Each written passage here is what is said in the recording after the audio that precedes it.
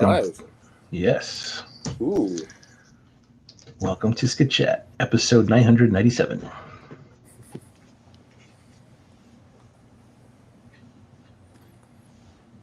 So I didn't realize this, but today is Batman Day. It is Batman Day. I forgot about that. That was funny as I texted Lucas yesterday. To wish him a good Batman Day. No, I didn't even realize it was going to be Batman Day. It was just, he had texted me something about like music, about the National. And so I was talking to him yesterday. His band. And after I stopped talking to him, I went on Facebook and they were like, tomorrow's Batman Day. And I was like, oh yeah. So, it's pretty neat. Did you remind him that he looks like Matt Berninger? No. I should, though.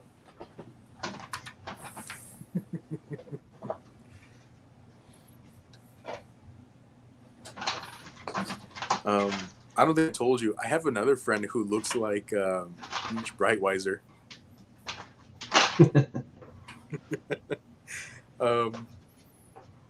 His name's Zach, and I was scrolling through my Facebook feed and I saw a picture of this dude who's kind of like, he's real skinny, but like just like the same nose and like the same mouth and eyes, and I was like, oh, I don't remember being Mitch's friend on here. And like, oh, maybe I am, because I have seen like a lot of pictures of his vacation lately, and I looked closer and I realized, oh, that's not him, that's my friend Zach. Oh, I have friends that look like famous people. That's pretty fun. Amanda Panda says, hey guys. Amanda, what's up?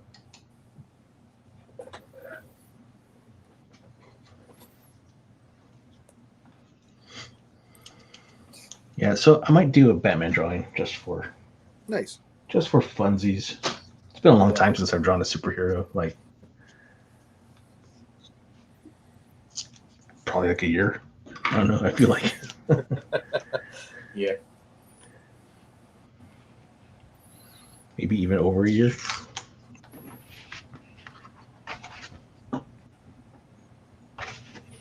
Really, since I quit going to conventions, I don't get commissions anymore for superheroes. That was the last time you drew for a commission? Probably. Oh, well, that's not true. You did, what was it, Silver Surfer Spider-Man recently. I mean, that was a commission, yeah, but that's pretty recent. That's right, I did do that. When was that? I think that was last October, though.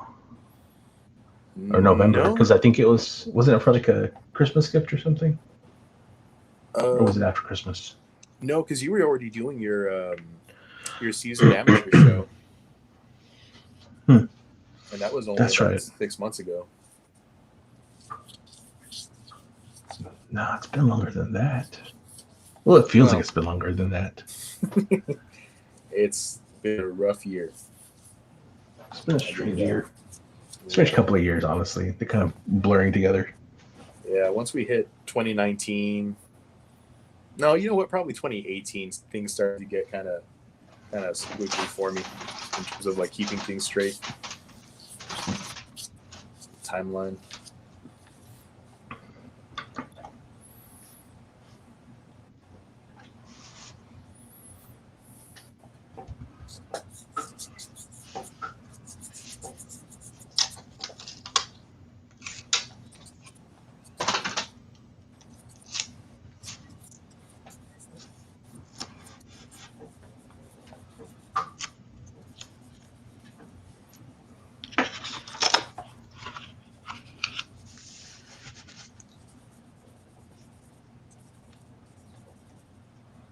Did you watch the recent What If?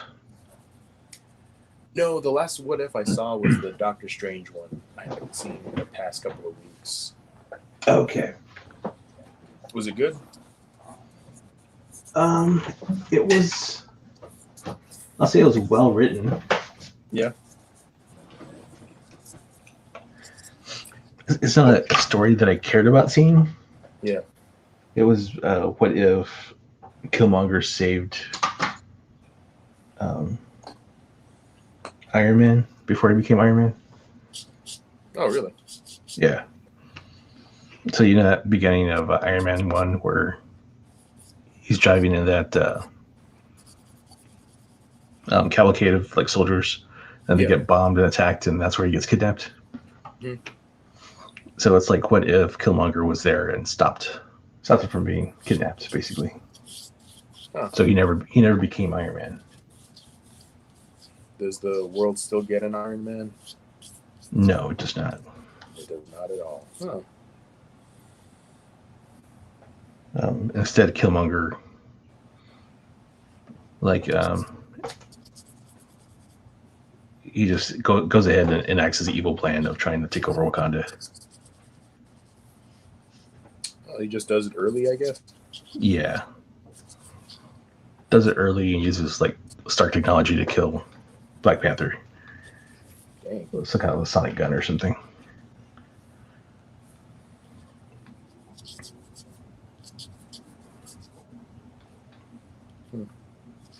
Eat Bombay. Eat Bombay.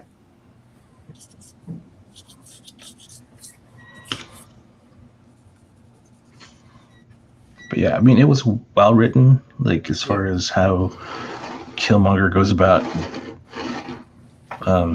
doing his evil plan, but yeah, ultimately, like, I don't really care about it. Right. It is kind of hard to care about what if stories for me, because ultimately they don't really mean anything. It's just kind of a what do they call the Shaggy Dog story? Just a fun. I mean, they say it in the beginning. Just ponder the question: what if? Wouldn't that be crazy? Yeah. It's weird.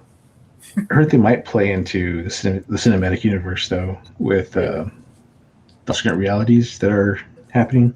Yeah. That these could be stories happening in alternate realities that eventually cross over into the MCU. Mm-hmm.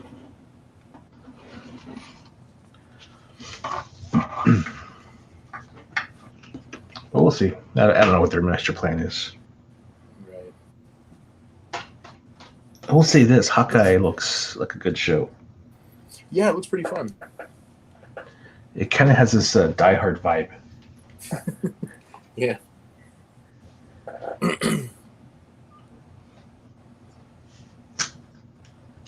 But that could just be me.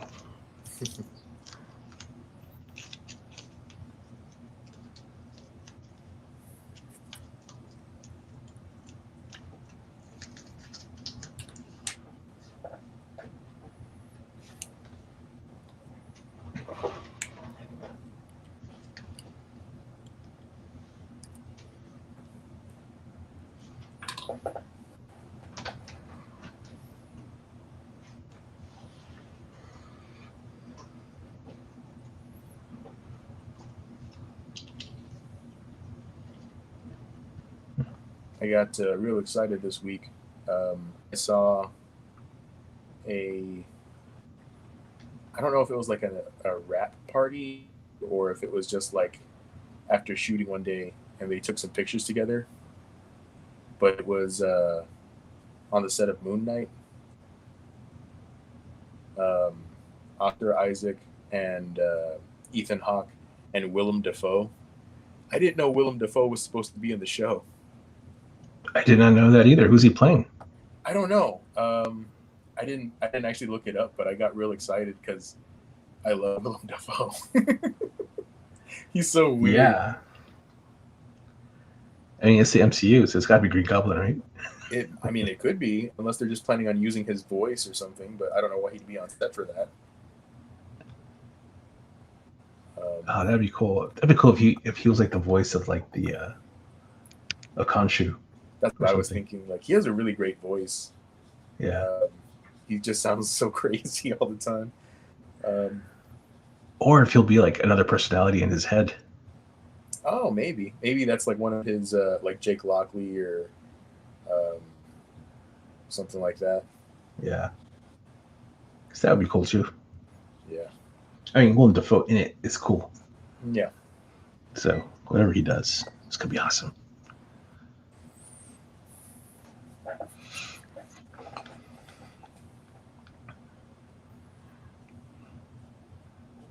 All right, I'm trying to decide what I'm gonna do here with Batman.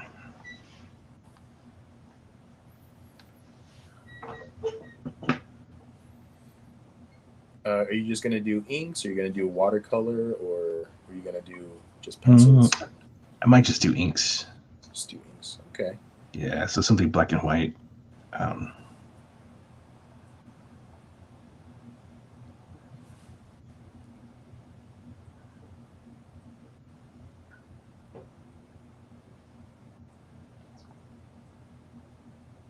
Is it gonna be kind of you thinking maybe like a solo, just Batman picture? Or are you gonna do a villain in there? Probably just Batman. Just Batman. Just the bats.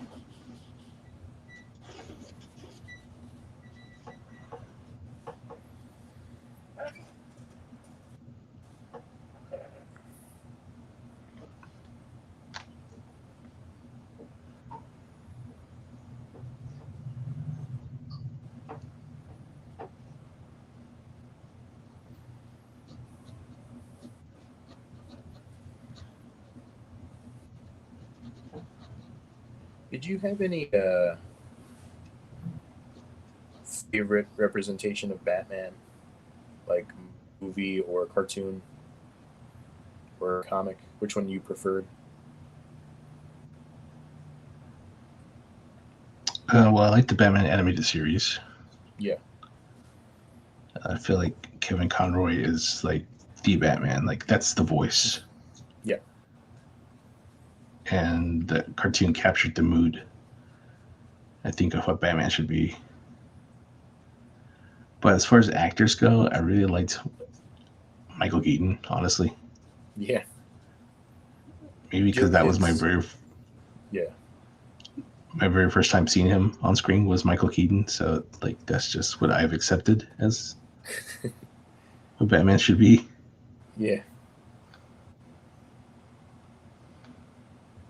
What about you? Um.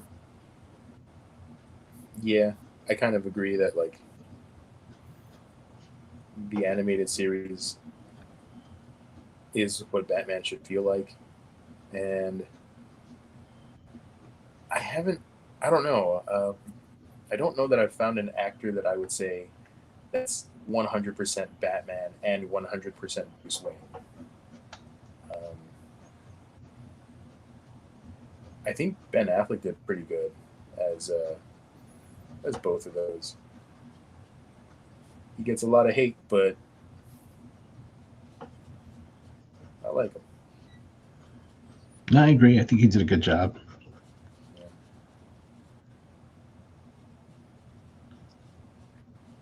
I liked I like Christian Bale's Batman too. Yeah, yeah. I The only liked thing was the voice, but everything else was fine. right. Swear to me. Yeah. You were supposed to be good.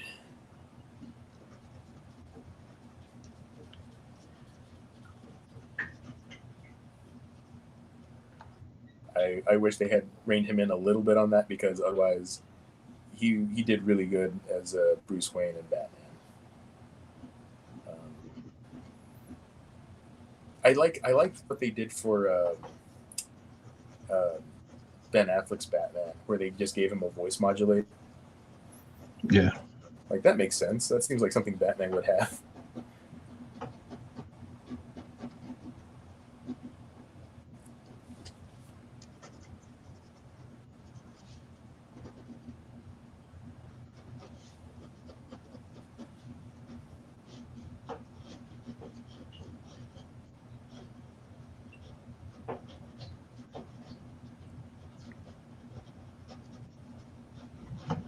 The only Batman I didn't really care for was honestly Val Kilmer.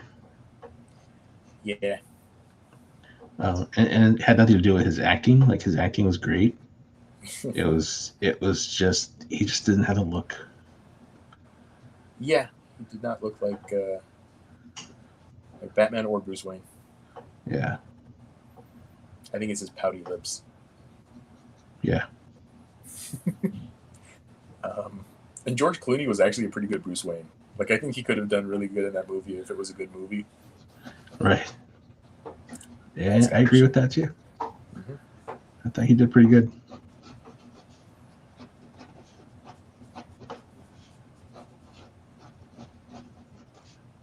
I think if they let him just be George Clooney, that's pretty close to Batman. Yeah, especially his Bruce Wayne persona. Yeah. That's kind of what they did with Iron Man and Robert Downey Jr. You just find an actor who's basically this character already, and you just film them being them.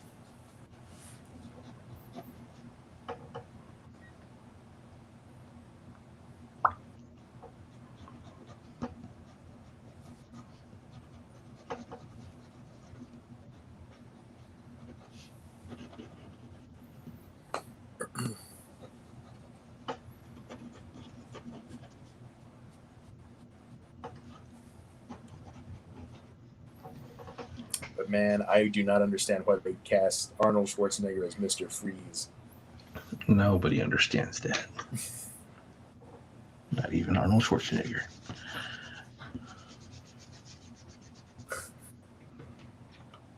Everybody chill. Everybody freeze. Let's kill the dinosaurs. The Ice Age. I am the harbinger of your doom. Yeah. Yeah. I don't know. Do you think they wrote that Mr. Freeze for Arnold, or do you think they found out he was going to be him? They're like, we need to add real bad jokes. You know, a whole bunch of one-liners. I wonder if Arnold just took the script himself and was like, "No, I'm not going to say this. This is what I'm going to say. Everybody chill."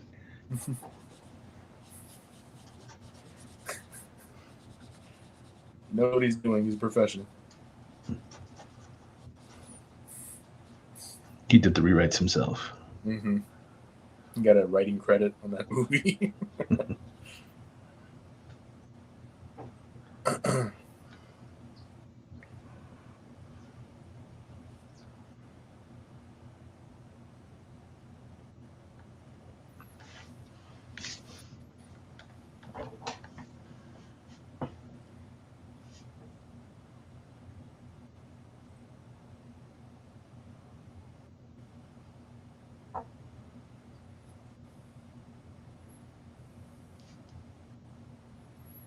How'd you feel about Chris O'Donnell's Robin or whatever? I did not mind it. Yeah. What about you? Yeah, not terrible. A little old, but not terrible. It was better than the rumored choice. Wayne's? Was it Jamie? Was it Jamie Foxx or was it Wayans? It was one of the Wayans brothers, right? Yeah. Damon Wayans, maybe. Yeah, it was the youngest Wayans. At least I think the youngest looking Wayans. I don't know. Yeah, because I would not have wanted to see that. Yeah.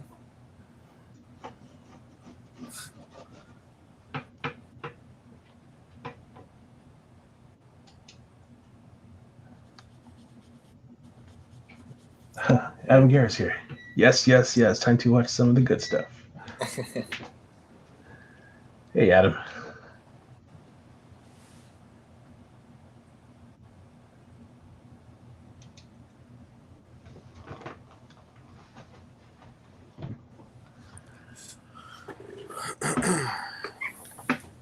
Yeah, I don't know what I'm doing here. I'm just. I don't know what's going on.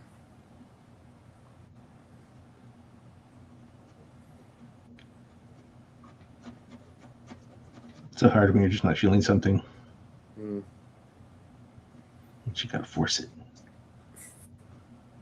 You got to push it. You push it real good. Push it real good. I guess I'll push it.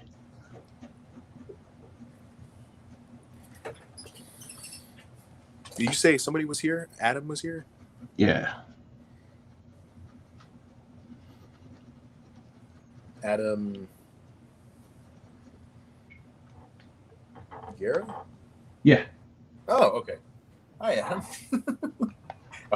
I thought you said his last name, but I didn't quite catch it. And I was like, do I know him? I mean, either way, I should say hi anyway. Dude, he's our friend. Yeah. It's my buddy.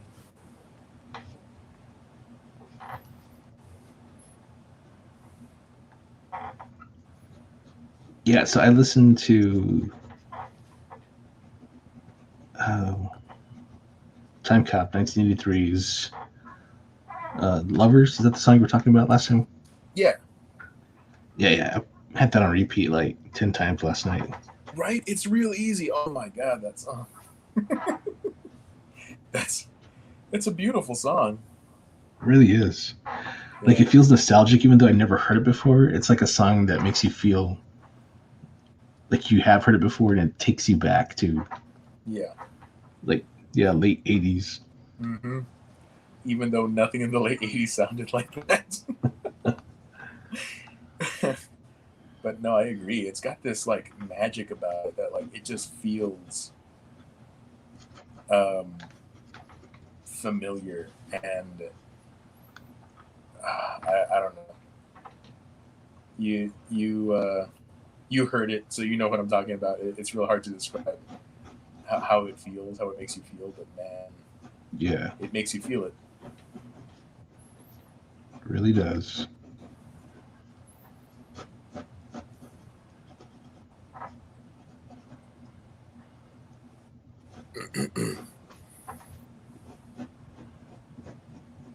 Just started crying. It was so beautiful.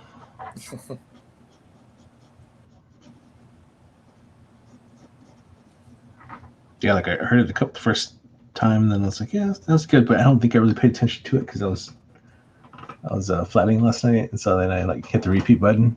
Yeah. And then, like, before I knew it, like every time like the next song would start, I like go back to the video and like replay. And I think I listened to it like probably a good 7-8 times. Yeah. Yeah. It gets you every time because you also go whoa every time. Well, I wasn't doing that because it was like 2:00 in the morning. I didn't want to wake anybody up. Yeah, but you wanted to. But inside, I was going whoa. So yeah.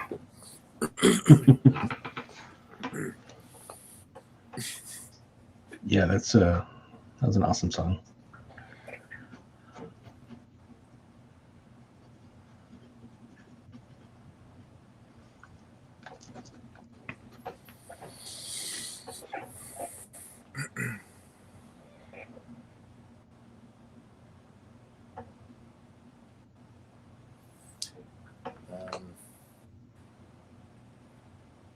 Yeah, it's good stuff.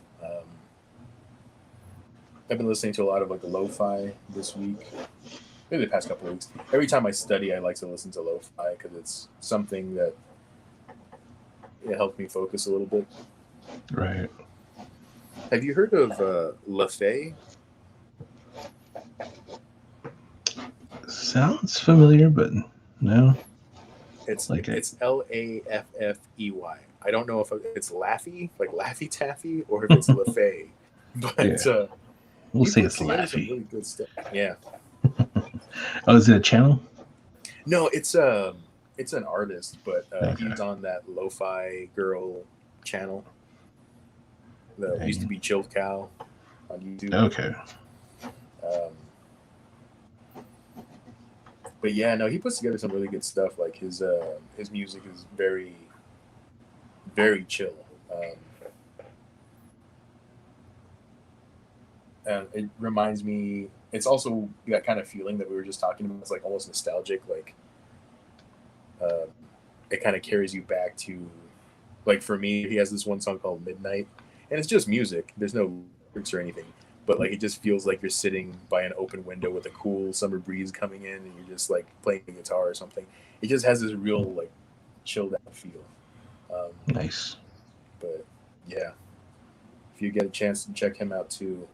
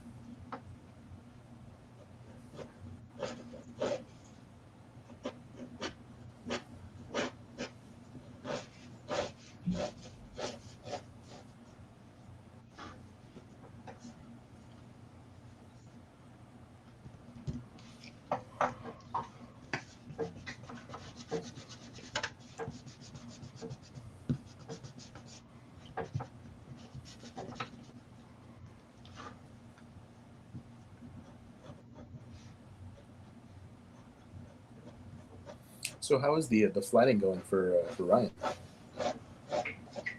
That's going good. Yeah. Yeah,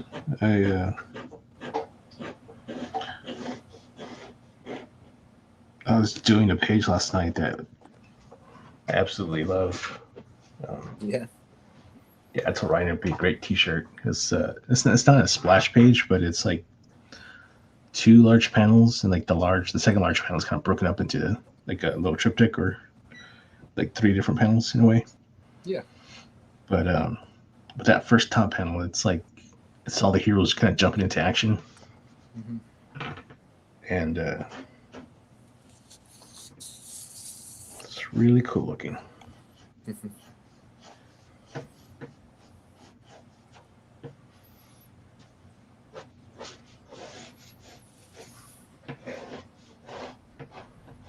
I'll probably send him another page tonight, and then I knock out another one or two tomorrow. Yeah. Actually, one's all I have left after this one. So nice. Yeah, so he needs to send me more. How many pages is his project going to be? I want to say the total is. I don't know. I thought his main story is like 60, but I think there's like a bonus story he threw in there. It's like going to make it 80 pages total. Yeah. Yeah.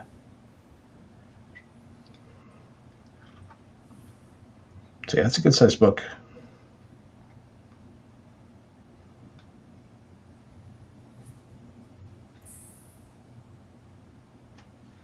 Yeah, I think I like this better. Instead of the cape flapping all over the place. Yeah.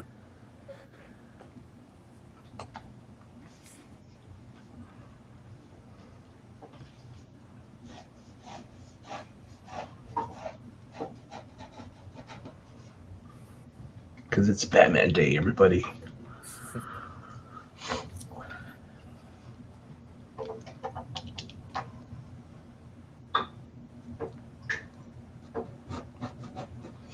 Have you seen that meme where it's like a picture of a man and a bat, and it's like equals Batman? It's like what we think, and then it's like reality, and it's like A man plus a bat equals COVID.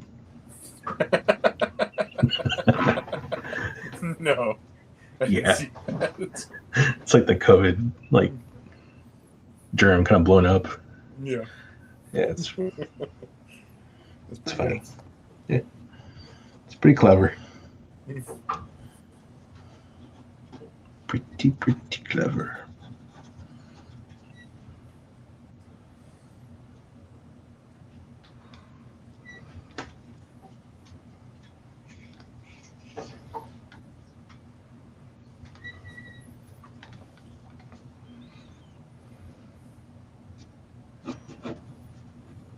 I know what to do.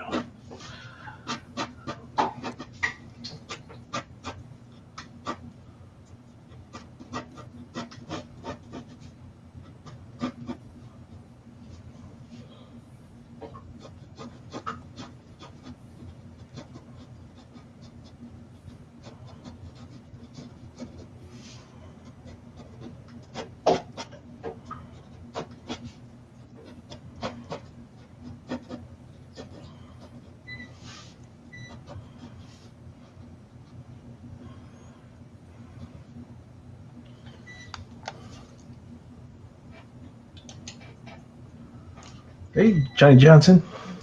Hey, Johnny. She's looking good, brothers. Hey, Johnny.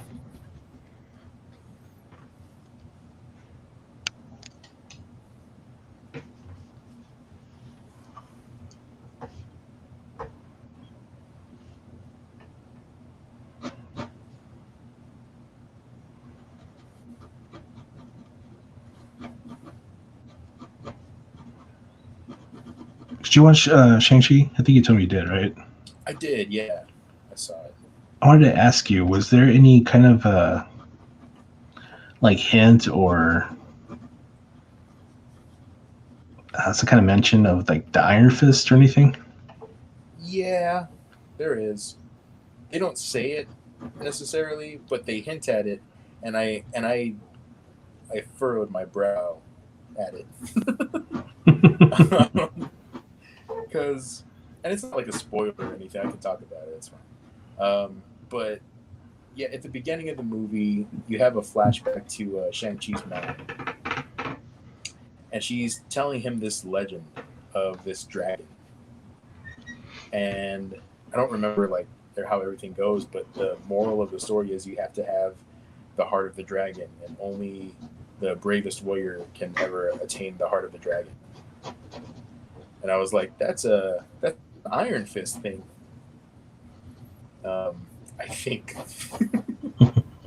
Because from what I remembered, Iron Fist has to fight the dragon, and then I don't remember the name of the dragon anymore, but I know he has to like take the tattoo of the dragon onto himself, but like it's over the dragon's heart.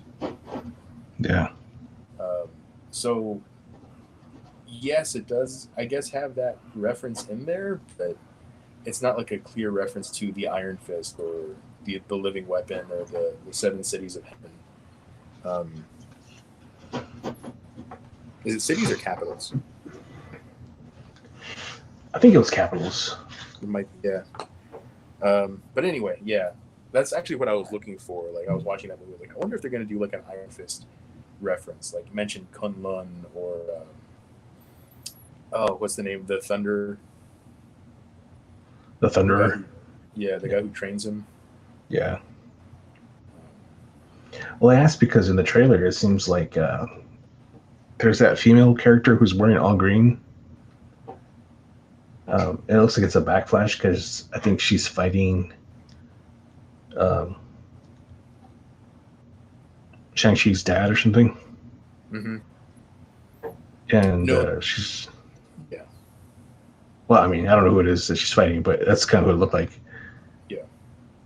But anyways, she looks like Iron Fist character who was the Iron Fist years ago.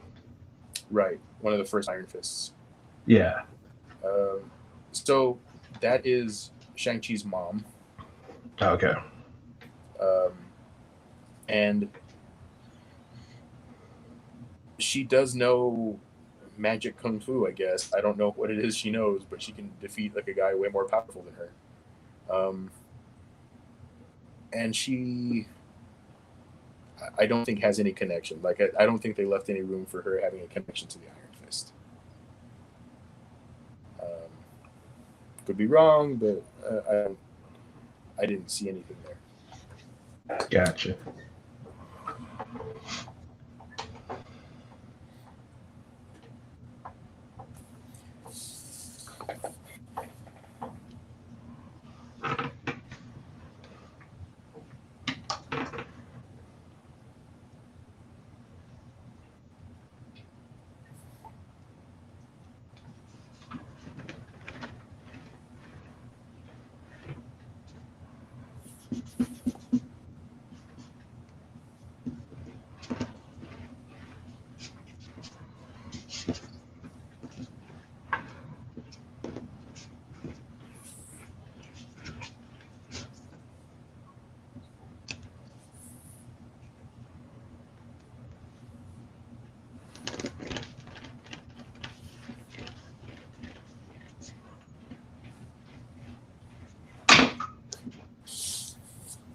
I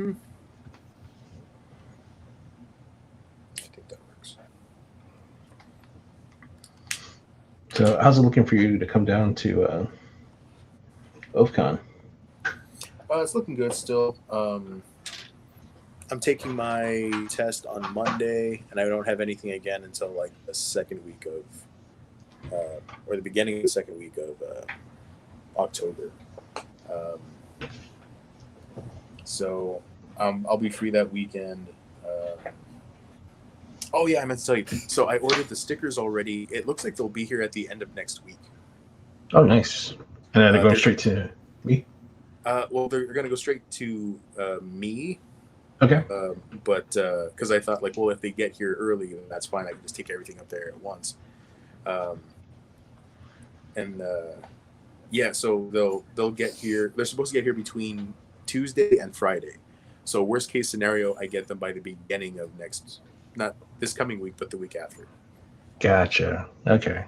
Yeah. So. Very cool. Yeah. So Adam is asking, what is that rolling technique about, Ben? So what I was doing, Adam, was I was knocking back the pencils because I'm about to go over these lines with ink. And so, so you'll see me kind of do that, and it just kind of, it's a kneaded eraser, and it just takes off some of that pencil, so it's not so overpowering and dark there.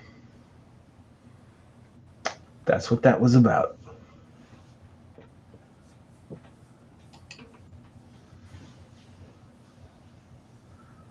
So that's cool, man. It's cool. So you're gonna get the stickers. That means you can just bring them over. October. Cool.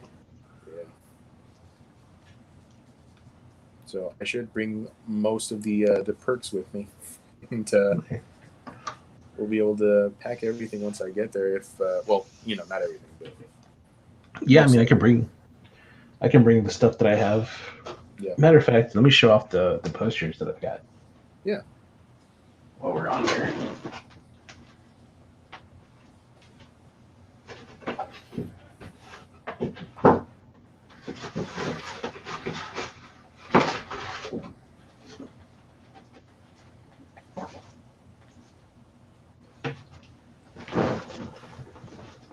So I started to trim them this morning. Mm-hmm.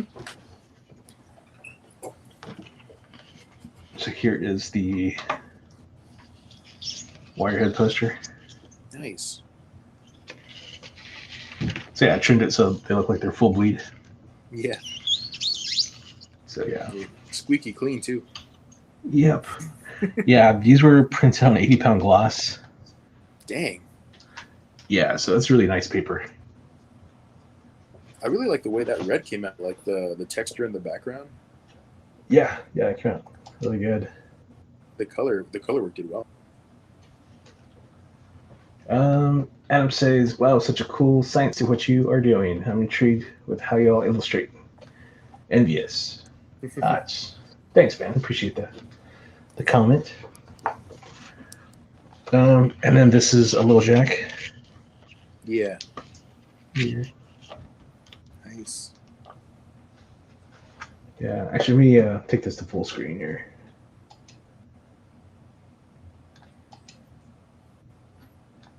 Oh, very cool. So yeah, there's that. That one's also trimmed, fully trimmed. I've not finished fully trimming the cover posters. Yeah. Let me pull one of those out though. So I did the tops and bottoms, but the sides are still on there. Okay.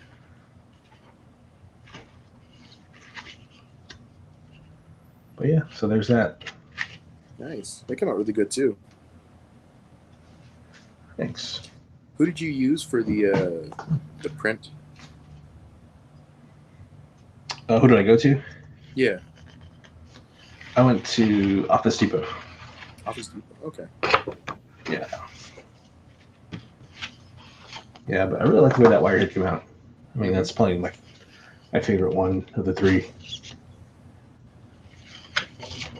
But yeah, there's that.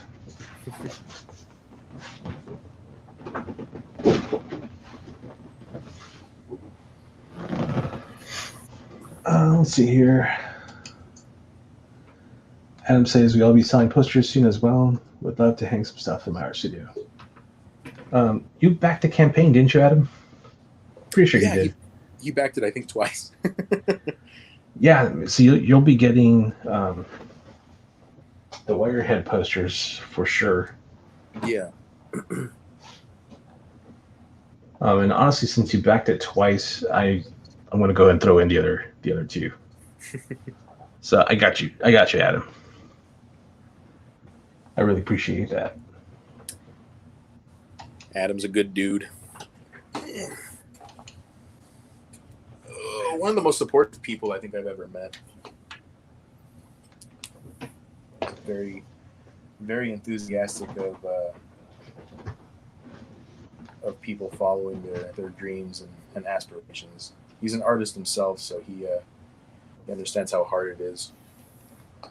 Yeah, I saw some of his stuff. Is Adam, are you a designer? Is that what you do? I'll let him answer that because that's he's got a genre that I don't remember the name of, but it's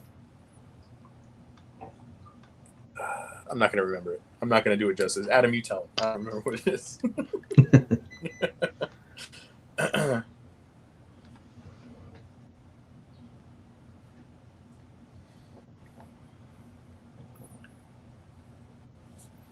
He's actually done some book covers too for another friend of ours.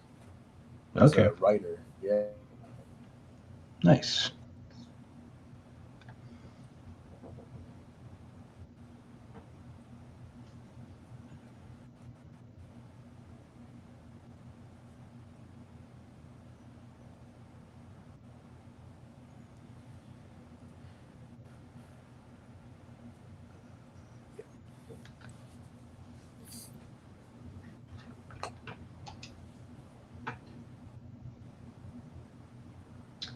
Okay, so he says we can definitely call it that. Urbanese obscure modern art. Yes. Oh, wow. I've never heard of that, Adam. I'm gonna have to look that up.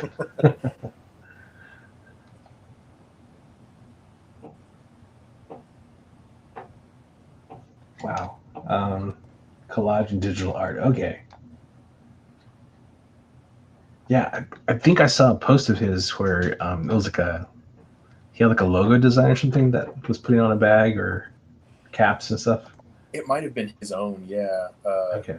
His artist name is Saint Strange, and he's got some merchandise, some really cool stuff. Yeah. Okay. I think that's what I saw, and I think that's why I thought like maybe he did design like logos and stuff. Yeah. But that's cool, man. I have to check that out. Like I never heard of that.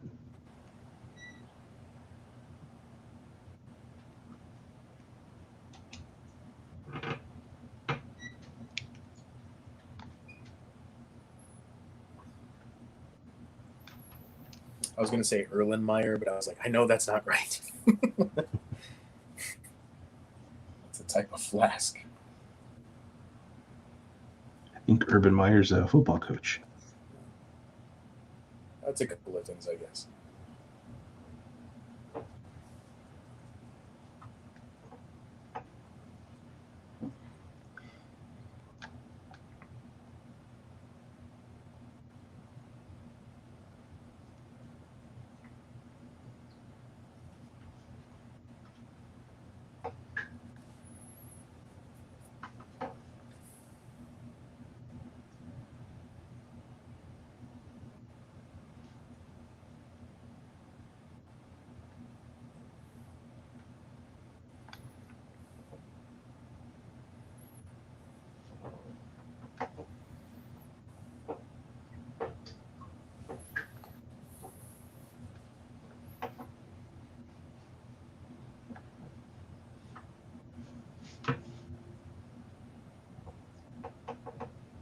I said it yet today that I love this Kuretake pocket brush.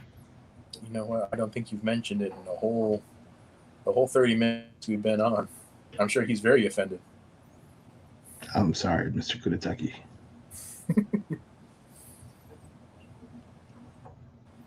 You better prove it and buy some more pens. Well, I do have that birthday money. I probably will. Here you go.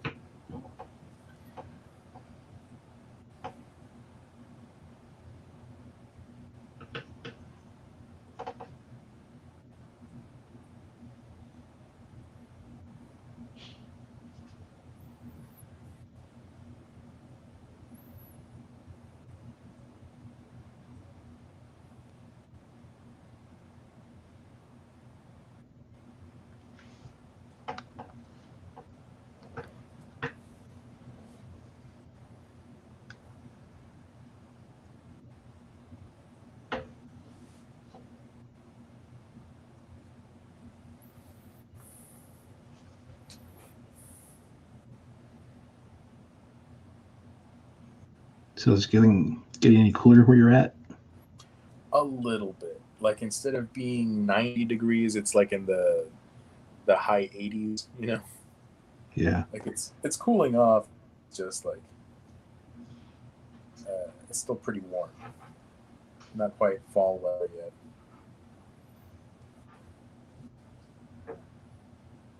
How about you guys? Is it cooling off over there? It's about the same.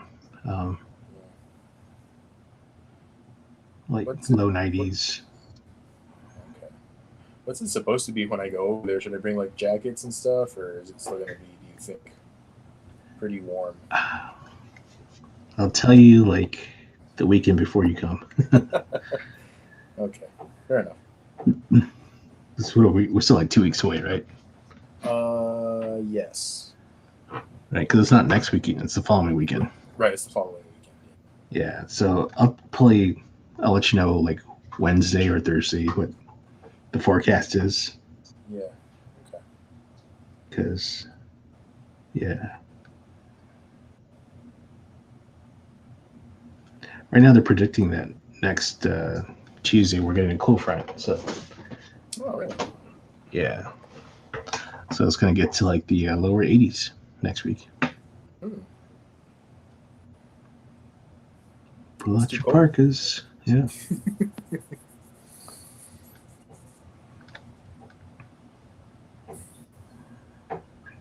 But my air conditioner is working, so it was nice to get that fixed. Not like drowning in my own sweat while I'm drawing over here. That's good. I guess it had been like maybe 3 years since I cleaned out, not the filter. I cleaned that out like every month, but behind the filter, Yeah. I didn't realize how much dirt got back there. That thing was caked with mud. Oh my God. Mud and ice. It's crazy. Looked like a Dairy Queen mudslide in there. Delicious. Do they still make those? I don't think so. I wish they did, because I'd still get them if they did. That was my favorite thing to get there.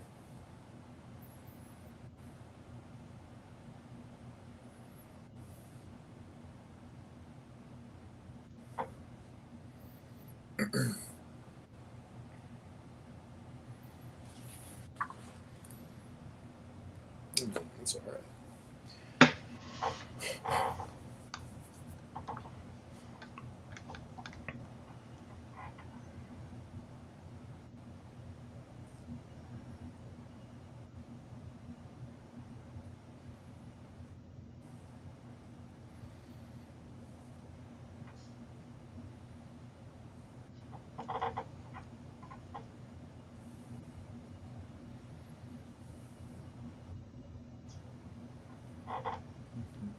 Oh, I don't think I told you this either.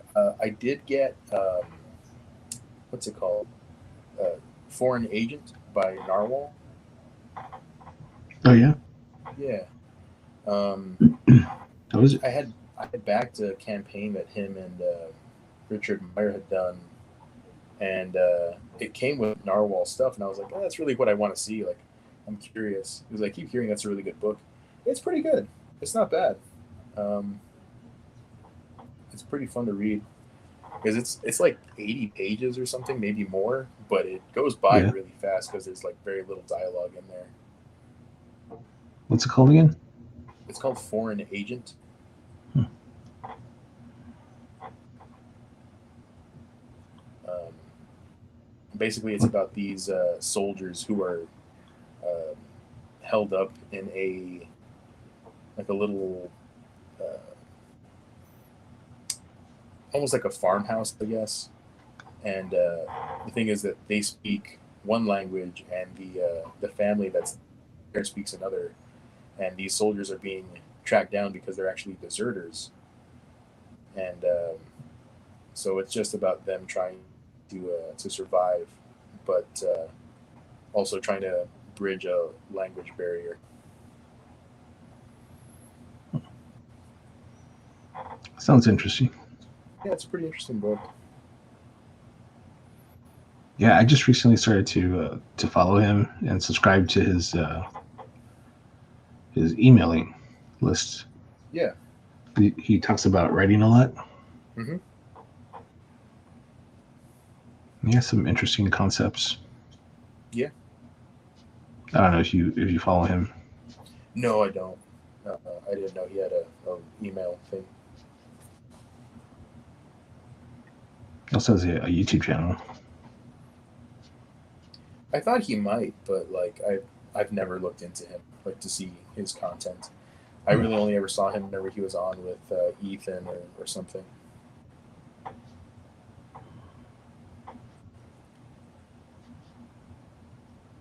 And even then, it's been a long time since he's been on there with Ethan that I saw. I haven't really watched Ethan in a while.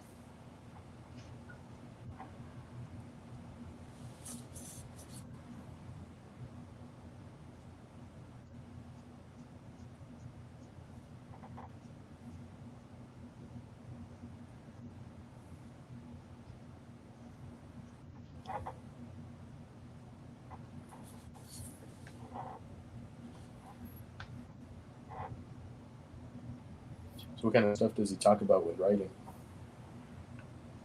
So like right now he's really big on. I'm trying to remember what the term is he uses. It's like inter not interconnectivity, like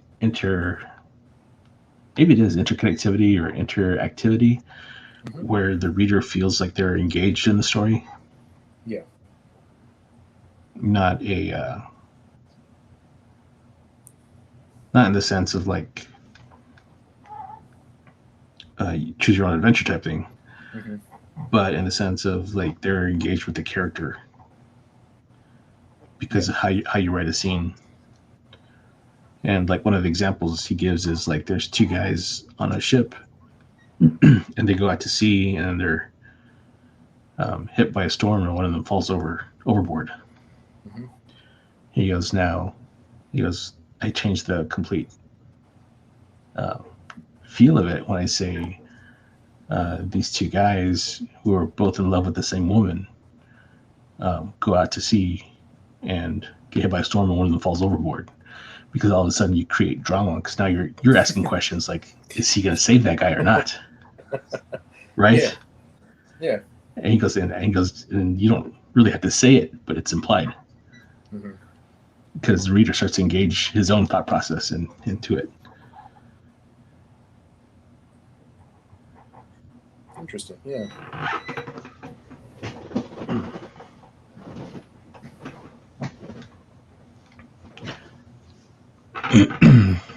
So yeah, it's just cool stuff like that to think about, I guess, when you're writing a story.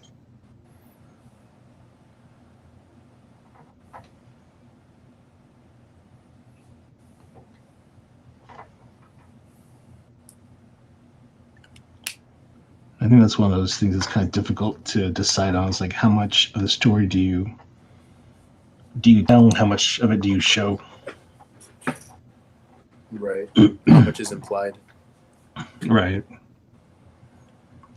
Like when you're writing a movie script, there's that phrase that a lot of writers use, like show don't tell, Mm-hmm. because TV's a visual medium.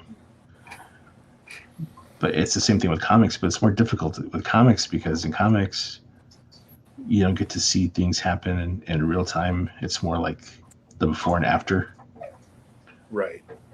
of whatever action is taking place, whether it's physical action or emotional action or reaction.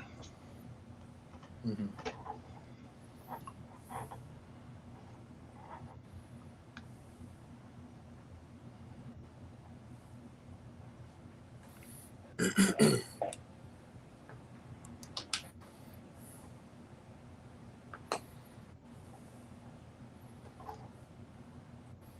I've seen some artists like play around with that idea of like, how do you show certain things that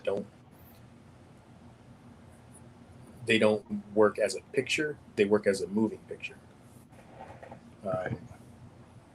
And those guys are really interesting to see work. I don't know the name of the artist, but I know the name of the book. It's called Rain Like Hammers. Mm-hmm. Does that sound familiar? It does not. I couldn't tell you what the book's about because I've only seen like little reviews of it, but like the art reminds me a little bit of Narwhal in that it's very simplistic. And it's really just there to get across the main idea of the story. But like he did this thing where like there's these two characters, like one's right here, and he shows them kind of like bumping into each other. Like the panel before is them separated, one's standing still, Mm-hmm. one's walking. The next panel, they're like making contact, and the word bubble up here is right here, but the text of it is like shifted forward a little bit, so it kind of implies like a weird like motion, and it kind of like jolts your brain a little bit. So things Right. like that are really interesting to see when they still play with the idea of motion or action in a still setting. Right.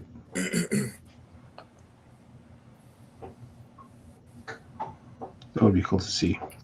I'll have to look that up. Yeah.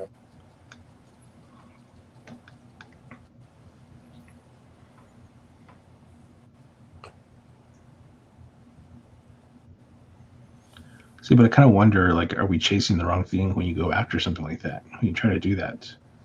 Right. Because there's got to be a way to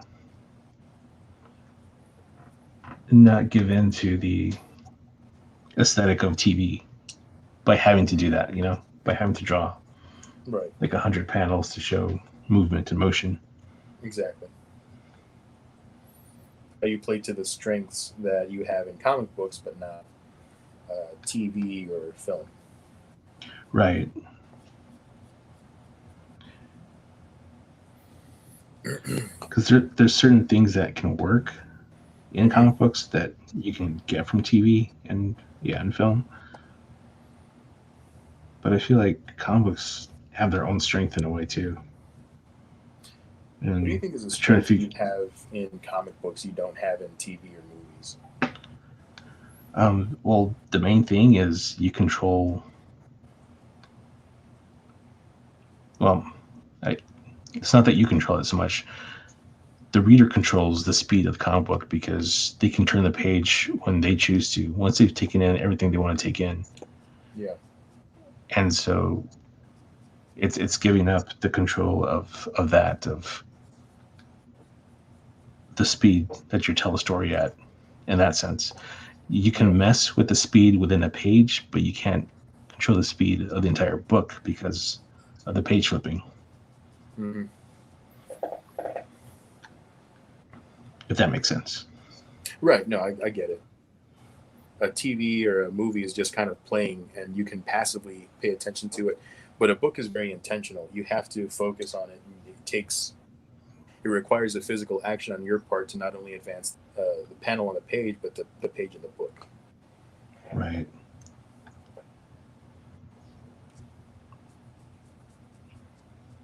So yeah, I think you can hold a reader's attention by choosing what type of layout you do on the book. Where there's like a splash page with like a whole bunch of stuff going on it, and the reader just kind of stops. You stop them in their tracks, and they're just like their eyes are just going left and right and up and down all over the page, taking in everything that you laid out for them. Yeah.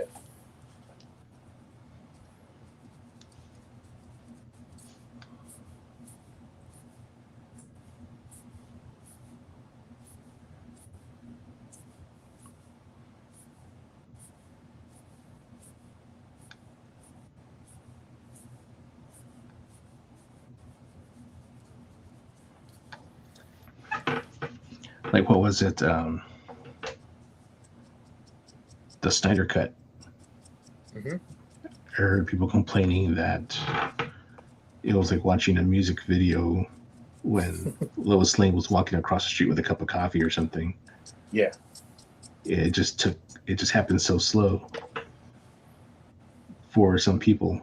Maybe other people didn't view it that way, but I heard a lot of people complain about that. I complained about that, yeah. And you weren't the only one. I heard it from other people too. Yeah. Where some of those scenes were just take too long. And so you wouldn't get that in a comic book, because once you've taken in all the information you want to take in, you move along. Yeah.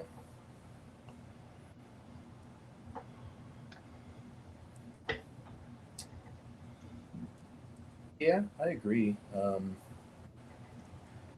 In a sense, it almost takes away control from the creator of the story, and like you said, it does give the power to the reader or the viewer. In the Snyder Cut, you're forced to watch that because, again, it's passive.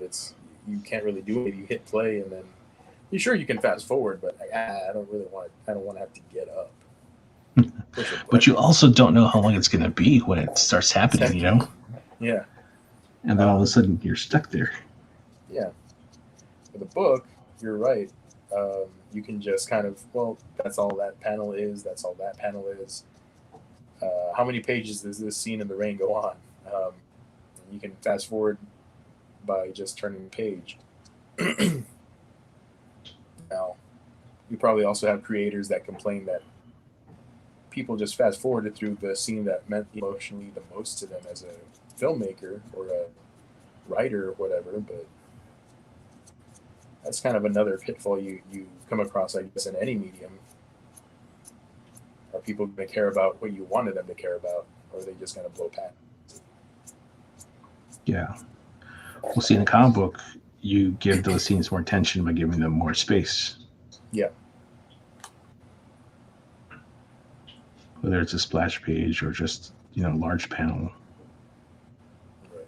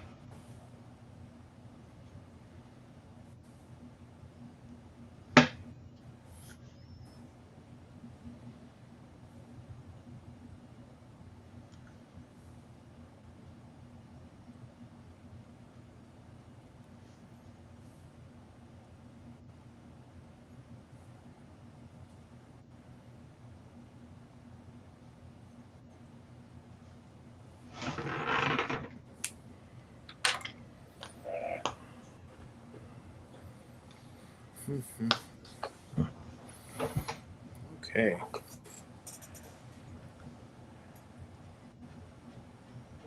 That's right.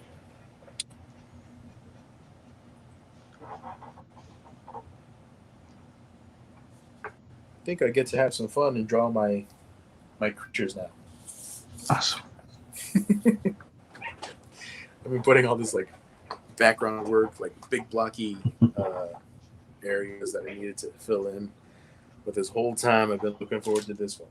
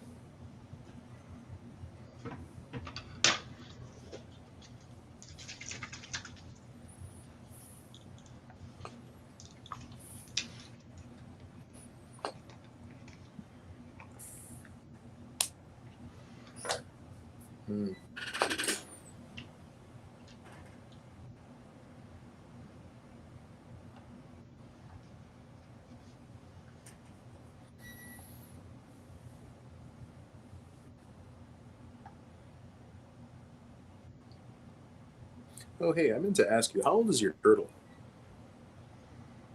He is 10, I think 10 years old. 10 years old? Dang. Going on 11 this November, I think. Or October. I think he was that old. Yeah.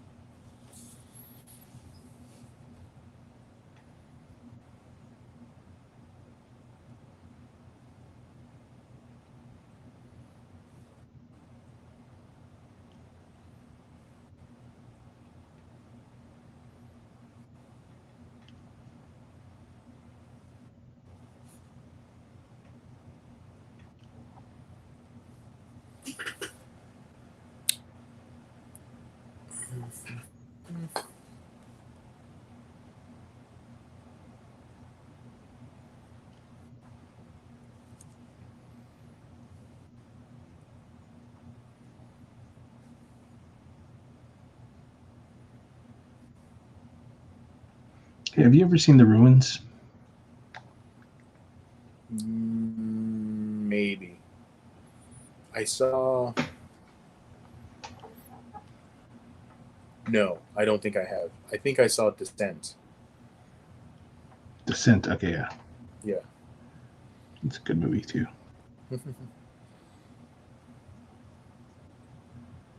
Have you seen the Ruins? Yeah, I was thinking about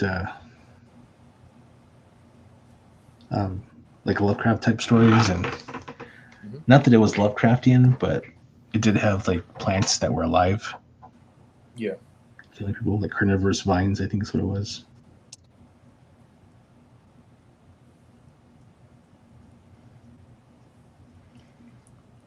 And they were like wrapped around this Aztec temple.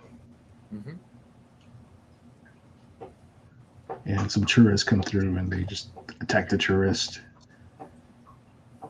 And it kind of reminded me a little bit of Your Story Tree of Life in the sense that like the local natives there are they surround the temple whenever these people show up to quarantine them there so that if they leave, they like kill them so that they don't spread the vine anywhere else. Oh yeah. Adam says, Justin, it would have been funny if you said Earl Grey tea art style. Yeah, he's got that real smooth art style. You know what I mean? That's what Captain Picard drinks. Earl Grey.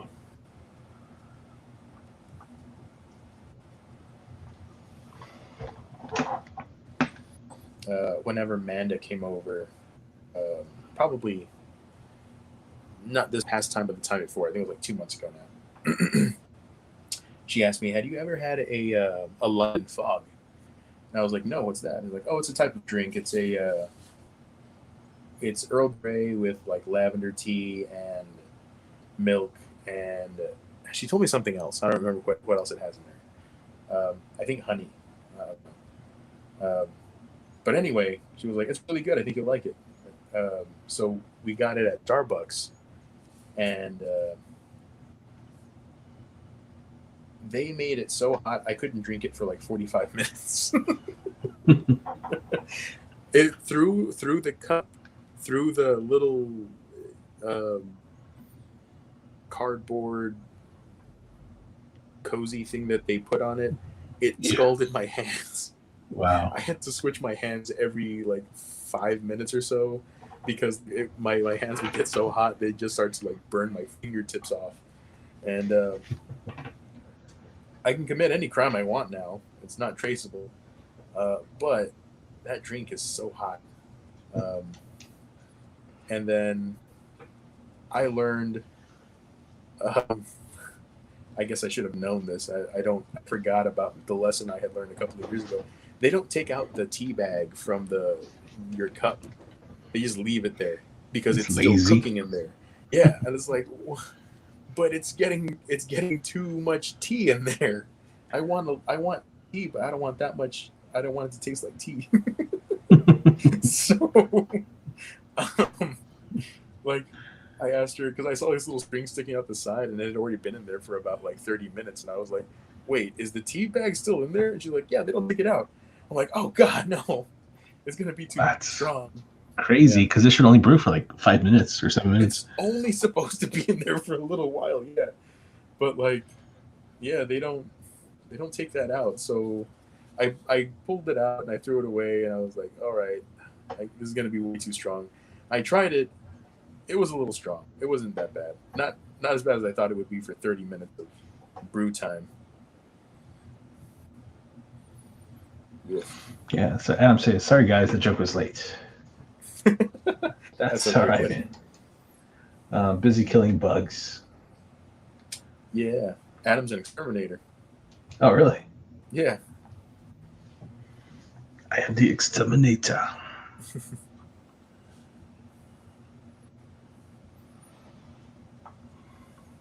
I don't think it's a commercial. I think he's featured on their their brochures now. He's been with that company for about 4 years now, 5 years, something like that. Wow.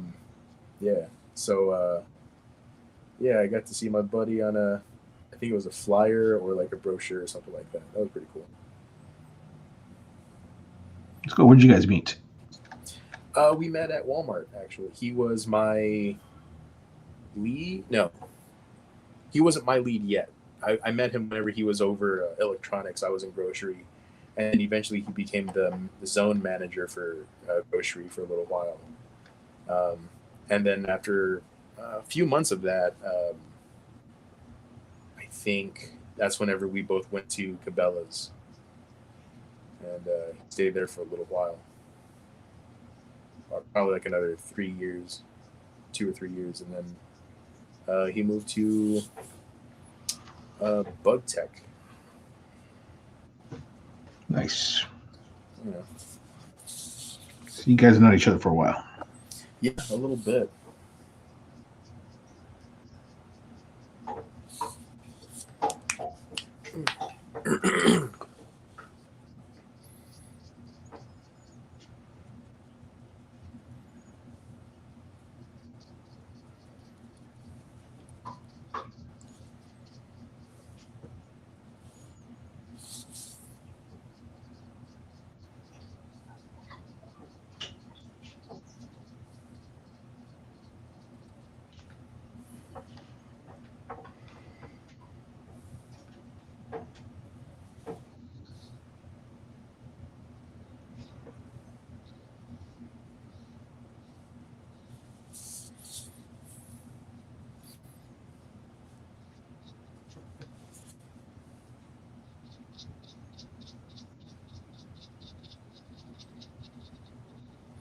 So we had this other friend, Chris Castro, and whenever we started working there at Cabela's, is whenever I got to know them a lot better, Adam and Chris, and they have like this real passion for like working out and stuff. And I, the fool I was, said like, "Yeah, I'll go with you one time to try to work out." I couldn't lift my arms for about 3 days. It didn't work out. Going to work out. I'll tell you what didn't work out was working out. No, yeah, that was a fun time. I enjoyed it. Fun. But yeah, I couldn't lift my arms above my chest like level for a few days.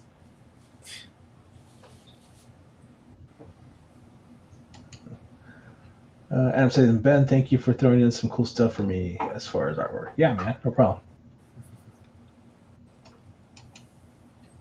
Thank you for your support, Adam. Yeah, I'll tune in on the next episode. Keep doing what y'all are doing. All right, man. Have a good day. Kill those bugs, man. Show them who's boss.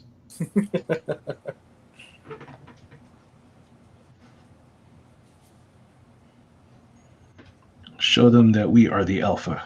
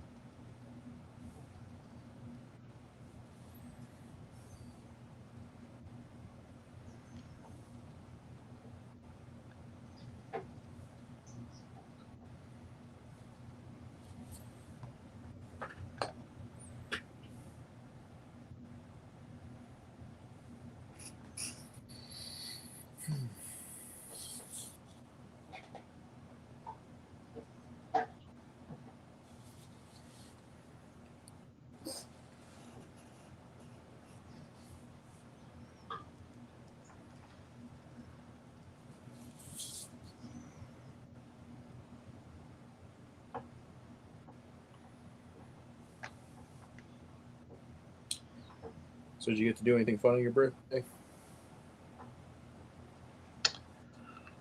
On my birthday, which was Saturday. Yeah, I went to eat with Crystal and Jason. Oh, nice. To Salvastanos. All right. Good pizza. Mm-hmm.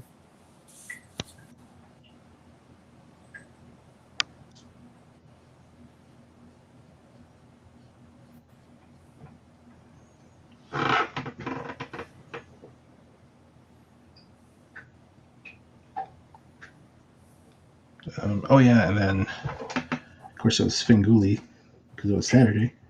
Yeah.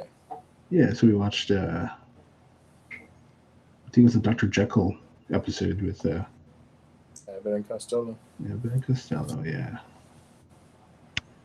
So that was fun.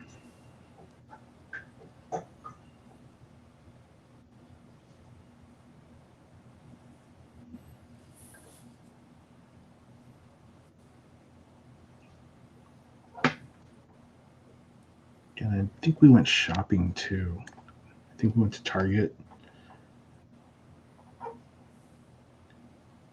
So I was looking for the Halloween stuff, but they didn't have it out yet. Like they still had their back to school stuff out. Oh, really? Yeah. That's weird. Yeah. We went to this Target a couple of weeks ago, and they had their Halloween stuff out already. As a matter of fact, most of it looked like it had already been sold through.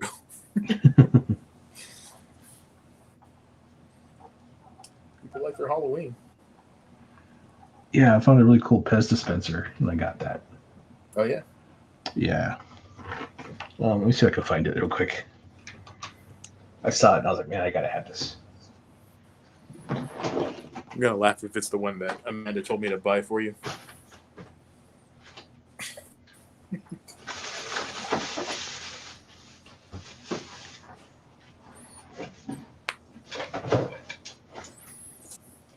Ooh.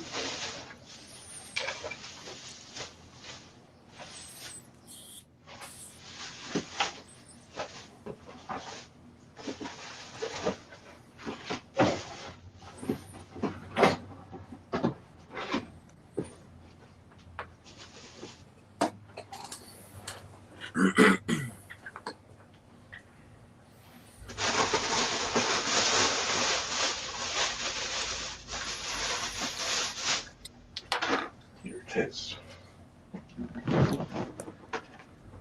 There it is. That's actually really close to the one I got for you. Is it? Yeah. Amanda was like, you should get that for Ben. And I was like, yeah, you know what? He probably would like that. Give me a second. I'm going to look for the one I got for you so you can see it.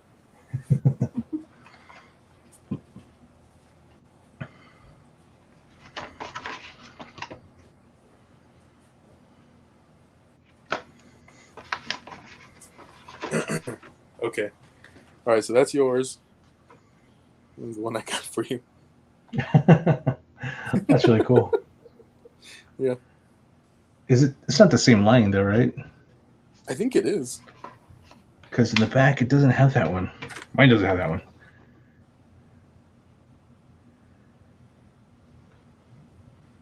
I mean, it looks That's like the weird. same one. It's just like this is a hidden Did they just paint variant. the face? Yeah, it looks like they just painted the face different, huh? I guess so. But it is. Also, the stem's green. The stem's black on this one, yeah. Yeah. But yeah, that face, if you look at the back here. Yeah. Huh. That's funny. That's weird. Yeah. Well, I think you did get me like a variant one. That's cool. Yeah.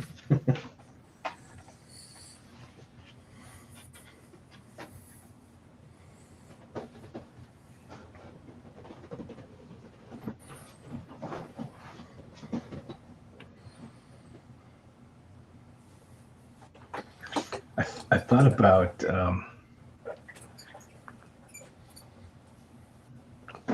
getting a couple of them and dropping them into the trick or treat bags.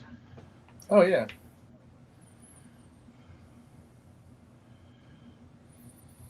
Oh, that reminds me. I should probably get some candy before I go up there so we can have some for the bags.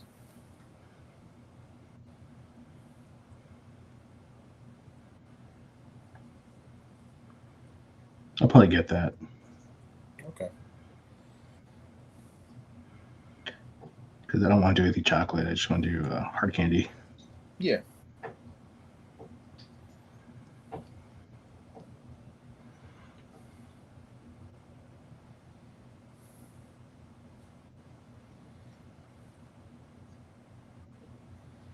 Is that typically what you do at the convention?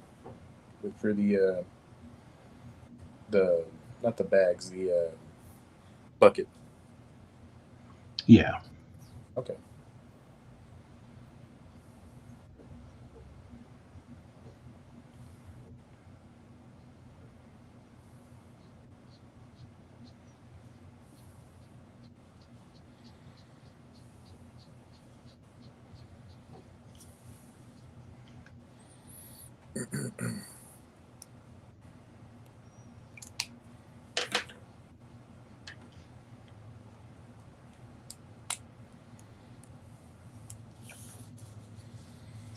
Tonight they're showing Dracula.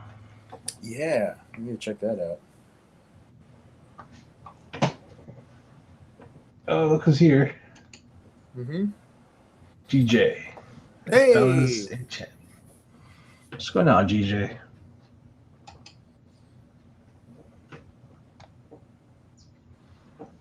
Just drawing a little Batman. And I'm not, but I probably could have. It's all right. You need to work on those pages. Yeah. The only drawing time I get these days, so gotta make it count.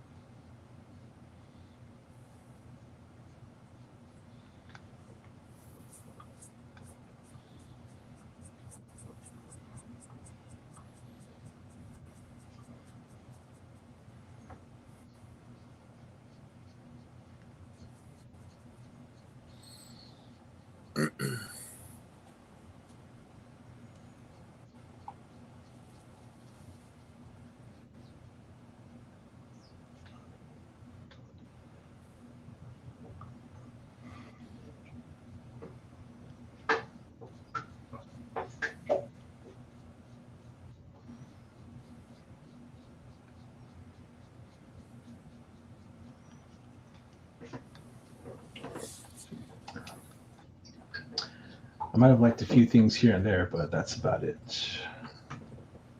Yeah. So I haven't been on Twitter all week. I feel like crap. I'm sorry, man. You sick? Hope you both are okay. Yeah, man, we're doing good. Are you not feeling good?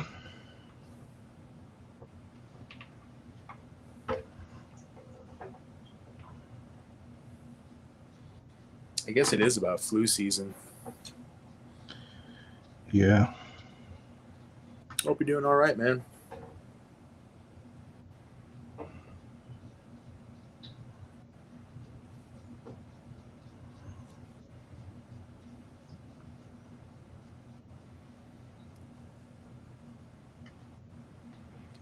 Never fun being sick.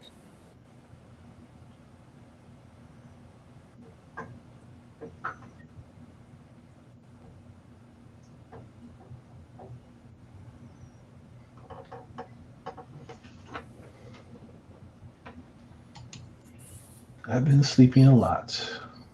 Yeah, I've been there, man. Mm.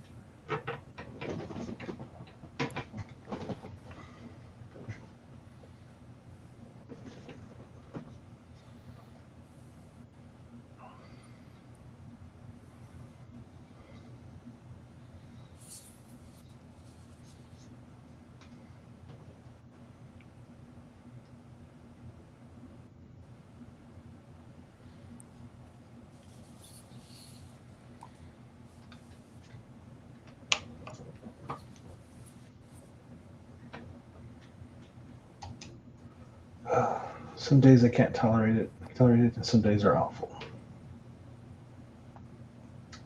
Well, that sucks, buddy. I hope you feel better. Yeah.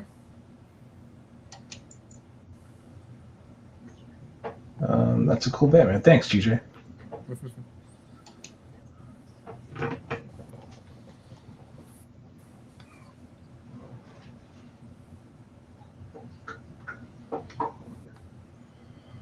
Yeah, I was telling Justin earlier, I have not drawn a superhero in a really long time, it feels like. Plus, it's Batman Day, so I figured I'd draw Batman.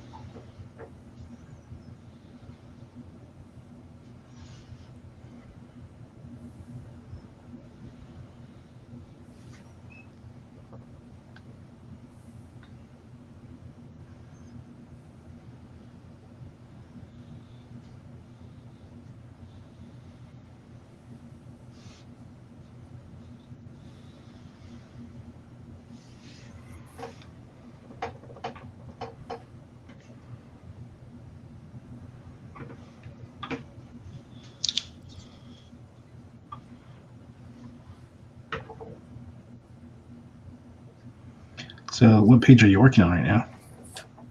This is page 3, 3 of 8. 3 of 8. Yeah.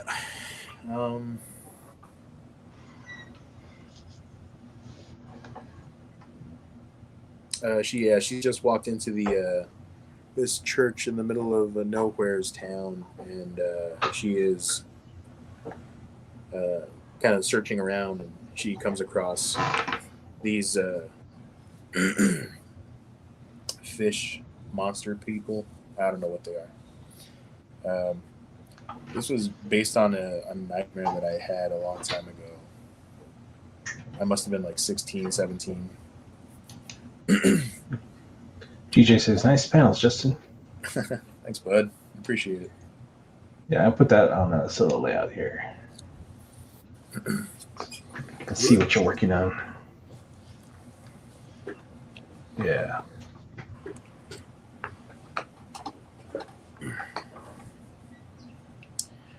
Yep. Looks nice. Thanks. Old inks and some new inks. I think I started this one like 3 years ago. I think that's right. No, it must have been like 4 years. It was like 2017, something like that. I was really into hatch marks, apparently. Looks like it. Yeah. So, yeah, that's how it's going so far. Who do you think influenced that? Which artist? I couldn't tell you. I honestly don't remember. Ian Churchill used a lot of hash marks, didn't he? He did, but I wasn't looking at Ian Churchill anymore. I hadn't looked at his stuff probably in like 15 years, something like that. The last stuff I saw that he did was back in like early 2000s, I think, whenever he was doing Supergirl. After Michael Turner did that Apocalypse storyline.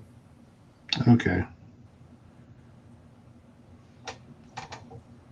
That sound familiar? Yeah, it does. I think I remember that. After that, they gave Supergirl her own series, and they put Ian Churchill on it. He did like the first 10, 12 issues of it. And that was the last of his work that I saw. You are right, though. He does put a lot of hatch marks in his work. That's probably where I first started to really enjoy it.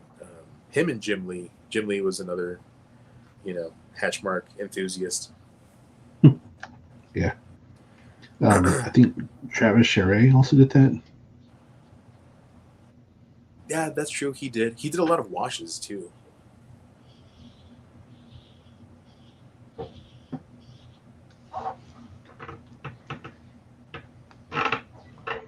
trying to remember who else played with scratch marks like that. I know Cho does drawings. Frank, what's his name? Frank Cho? Oh, yeah. Frank Cho, yeah. Yeah. His ballpoint pen drawings. His ballpoint pen drawings. They're not like this, but he does. I mean, that is technically a hatch mark drawing. Right. It's just way more meticulous. Yeah, it is.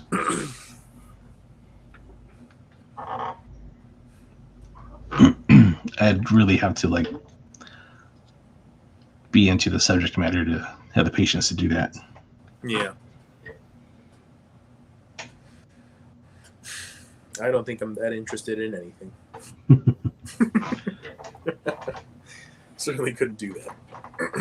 But he can. That's cool. Good for him. That's why he's Frank Cho. Yeah.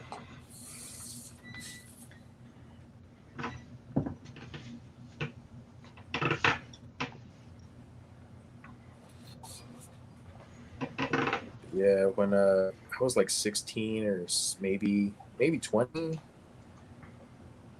That seems too old. I had this nightmare that you and I had broken down outside of this spooky little town where there was no electricity. There was no telephone poles or anything. And there was this guy who was in this farmhouse just outside of town. We went pretty close to his house to see if he had a phone or something we could use. And he came out wielding a chainsaw, I think it was. It wasn't Leatherface, but he was kind of dressed like Leatherface. He was screaming about how we owed him money. um, and we retreated into this town, and that's kind of where this story picks up. Is that there's this weird church. It's the only place in town that's lit. Like there's people in there. So we go in, and there's a congregation and a minister of some sort, and somehow they know we're there. They start speaking about how there's intruders into their faith and whatever. They start talking about all this cult speak, and then at one point they all turn around, and that point is in this book where like the entire congregation turns around and looks at me, and I'm like, nope, I don't want to be here. And I just bolt. But yeah, that was one of the more like the freakier dreams that I've had. That kind of influenced a story that I thought, oh, that would be pretty fun. Yeah. And share my paranoia with other people.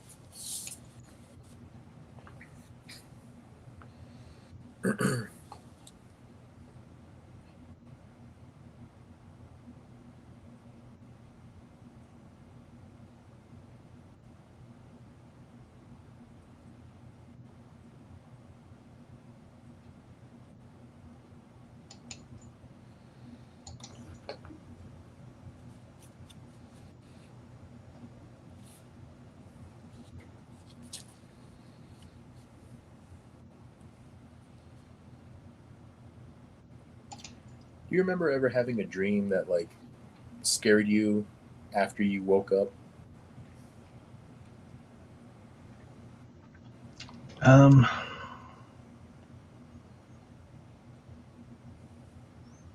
Probably, but it's been a while, so I'd have to think about it. Yeah.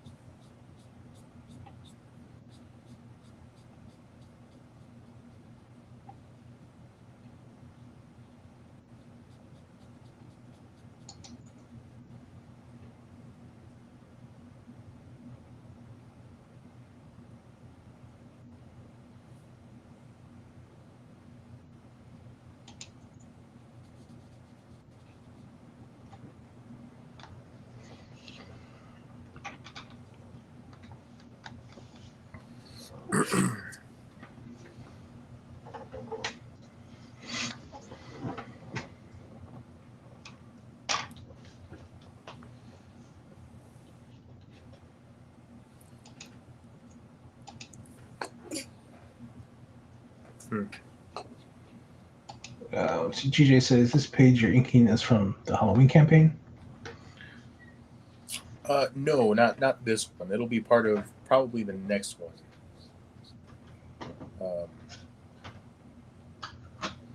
Just a story that I started a long time ago, never got around to finishing it, and yeah, so I'm going to finish it, hopefully in time for the next one. I don't know how I could not finish it in time for the next one. Yeah, it'll be out in time for the next one. I'll make sure it is. All right. Or else I'm telling Thank Mom. God somebody will. Yeah.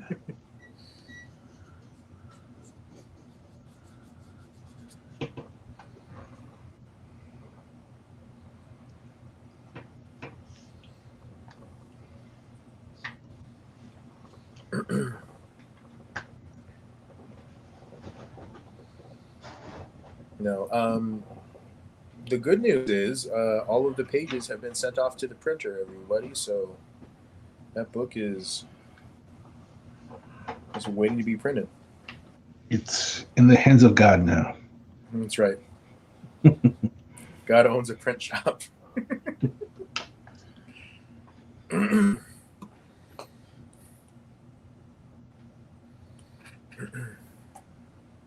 Yeah, hopefully there are no issues.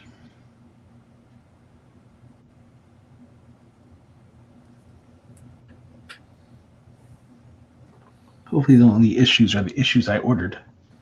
Womp womp. There's your dad joke. And God. Thank God. I thought I was going to have to go a whole episode without hearing one or making one.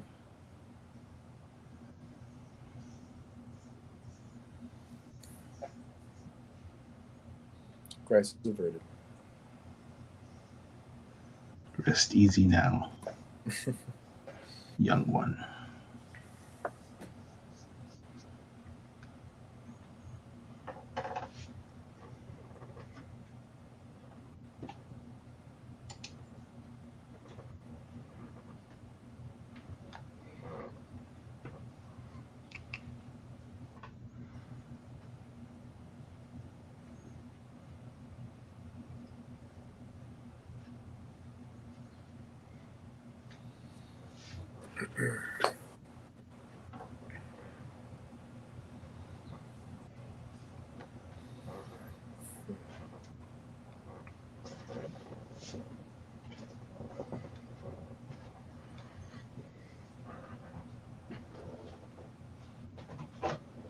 You know what? I don't think it was an artist that influenced this. I think it was sketches I had done.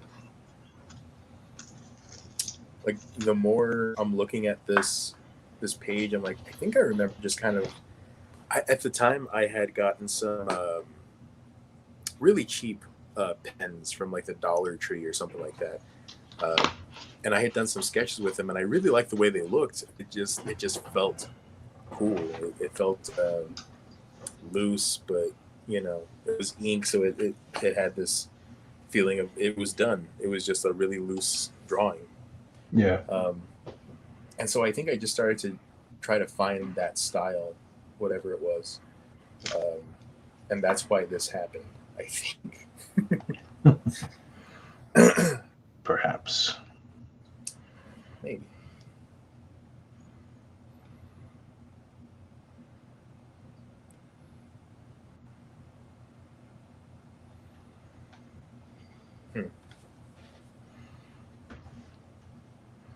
The world may never know.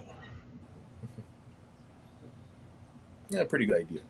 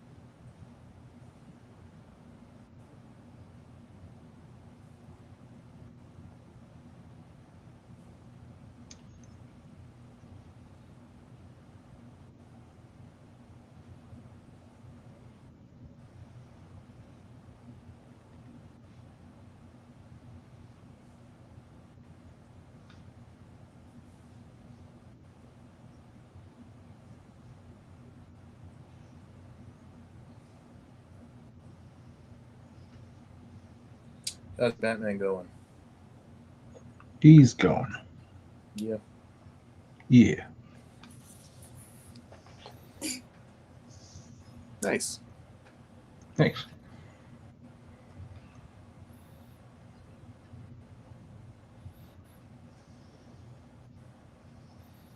Kind of a graphic design Batman. Kind of. David Asia Batman. Yeah.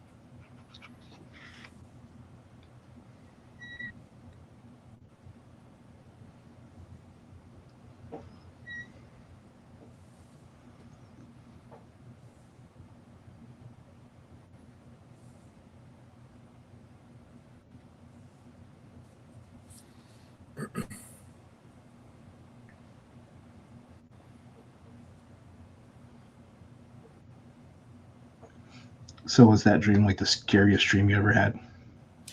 I don't know if it was the scariest one, but it definitely was one of the ones that left an impression. I had this other dream where I was not the Antichrist, but I wasn't helping. I, I had it was a weird dream because it was like an anthology dream. I think it was like 4 dreams, but what would happen is like I would progress the story to like a plot point Mm-hmm. in one dream, and then it would switch over to a different dream. A different dream would start. I'd progress that one to a certain point, maybe like 3/4 of the way through, and then another dream would start, and then I'd go back to the first one, and then I'd go back to the third one, and then I'd go back to the second one, and it was a really convoluted way to tell a story for a dream. It's like an RPG game. Yeah, like it was too much. The scariest part was having to think of all that stuff, I guess. I don't know. But yeah, like I had one of the dreams. I was like a little kid. I was really young, and it wasn't really my childhood. It's just I know that I was that kid, and it was my older brother, but it wasn't you. It was just my older brother. I think I actually want to say he was played by Joshua Jackson. Cool. And like it was him and like one of his friends. It was like a girl or something, and like we were talking and joking around and stuff, and then like I don't know what happened, but like somehow I fell off of like a chair or something I was like standing on and joking around, and like my shirt fell up a little bit, and you could see like this weird birthmark on that looked like it was the shape of a hand. Um, and your friend was like, "What the heck is that?" And my brother slash you, I don't know, Pacey was he was like, "Oh, that's just a birthmark." And she was like, "No, I've seen that before in like my witch books or something. I don't know what she did in her spare time. She read witch books, I guess." And like you do when you're a kid. And Right. she was like, "Yeah, that's like it's not the mark of the beast." She said it's something, but I don't know if it was. So my dream jumps to another story. Um, by the way, it sets up this whole thing. It doesn't go to like her explanation of what this is. It jumps to another story where there's this dude, and he's hanging out in this. It's like a clearing. It's a clearing in a field somewhere, and he's just waiting for a ride. And it's 18 whatever, because of the way he's dressed. I can just tell it's a very long time ago. And this carriage pulls up. This old man doesn't say anything. He just tells him to get on, or he just like kind of motions for him to get on the carriage. The guy gets on, and he starts talking about like how he's got a very important meeting, but he doesn't know with who or what. And we find out the whole thing ends with us finding out the man that picks up the guy in the carriage is Death, I don't know why he picked up the guy in the carriage, but it's really important to the other stories, I guess. We get to the end, and it ends with me in the room with Joshua Jackson and his friend, finding out that I am the end of the world. Um, that I'm going to bring about the apocalypse or something, because I have the mark of death, who walked the earth back in 1820 something. I don't know. Sounds like yeah. something you do. I mean, I got to do something, right? Get busy living, get busy dying. And yeah, that was like, that one freaked me out for a while, because that's not what my dreams were, especially not at that age. My dreams were Right. like, oh man, did you see that episode of The Simpsons? And I would just remember episodes of The Simpsons in my dreams. Or I would make up new ones. And that was it. It wasn't like super complex storytelling. It was just like, oh, something funny happened, or like, oh, I fell into a pothole again. That was the stupidest. I hated that one. I would have this reoccurring dream where I would be running, and I just fall into a pothole every single time. I had that dream for about 2 years or something, and it wasn't like every night, but it would be like every couple of months I'd have that dream. And then this one time I was like, okay, I'm gonna focus, really gonna focus. Next time I have a dream where I'm running and there's a pothole that shows up, I'm just gonna take a step to the side, and that's it. I'll have defeated my dream. So I dreamt it. I dreamt I was running. I see the pothole. I'm like, I'm smarter than this, dream. You've met your match. I sidestep. And I'm like, I did it. I keep running, and I look back and I see the pothole's gone, and I'm like, I did it. I beat the pothole, and I turn around, there's another pothole, and I fall in. And then I woke up, and I never had that dream again. It was just like one last, like, go poop yourself from my subconscious. But that's all my dreams were. They were, like I said, they're not super complicated. And then I have a dream like that. And I'm like, well, what the heck am I supposed to do with that? So now I write stories. It's awesome.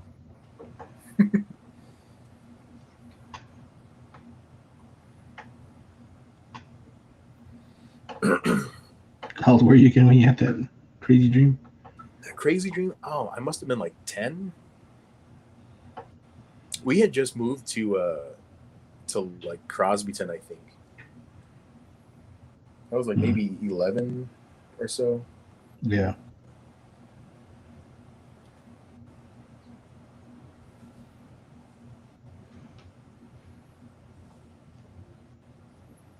Good old Crosbyton. Mm. With its Allsups. Yeah. What about the coolest thing in that town?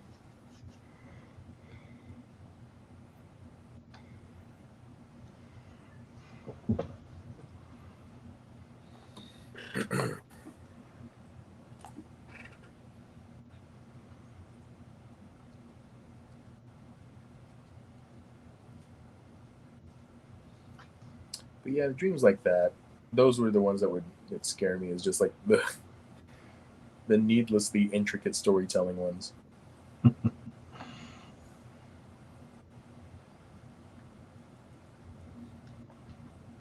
Just wake up amazed at your brain. How did you do that? Why would you do that?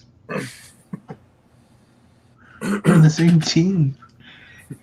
We're supposed to be on the same side, you traitor.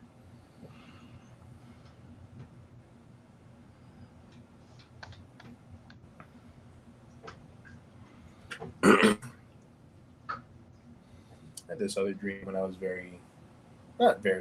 I was a little older than that, actually. Because we were already living in this house, so I must have been about 16 or so, 15. I dreamt I was outside because I heard something in the sky. I thought it was like a plane or something, so I went outside to check on it. And it was the actual sky, and like there was 1,000 stars up there. And they all started to swirl together and like come alive. And I was like, oh, it's the end of the world. That's what that is. And yeah, that was another one. That one was pretty fun. Pretty short. That's all that happened, but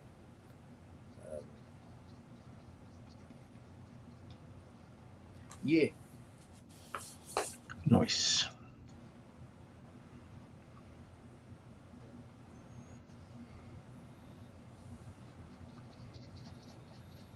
I used to have dreams about people dying a lot, like you or dad or mom or whatever. Yeah. I used to have those a lot.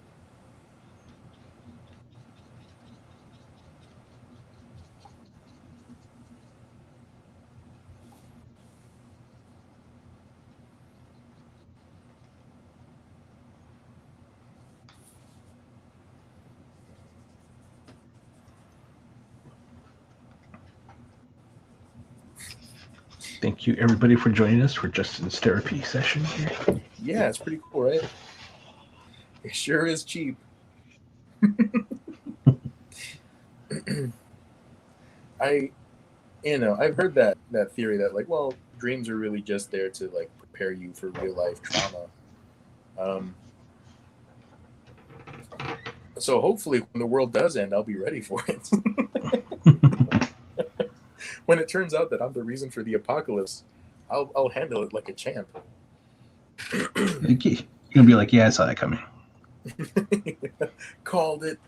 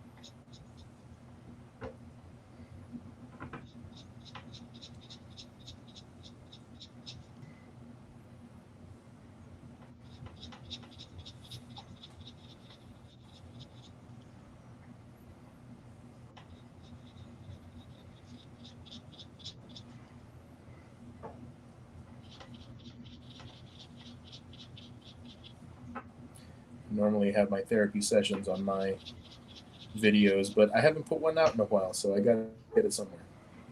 There you go.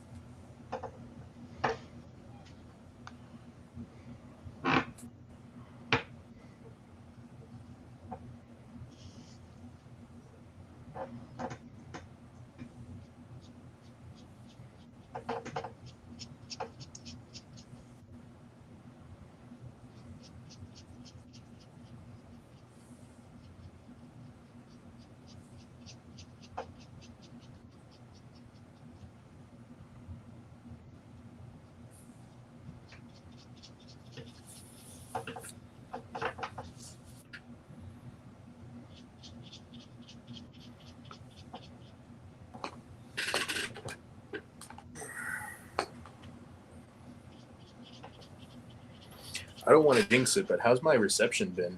Am I been breaking up? No. You got a little robot-y, just a little bit, not like in the past. Yeah. For a little bit, but for the most part, you've been doing really good. All right.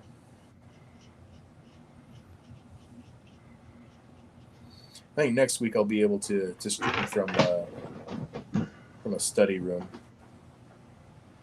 But, opening up campus again, or yeah. One, I got my student ID finally, so I Nice. can actually check out a library room, which hopefully has air conditioning in it. But also, with having 2 tests this week, time's a little tight, so I wanted to spend more time studying and less time driving and setting up at a different location. Right. So, yeah. Yeah.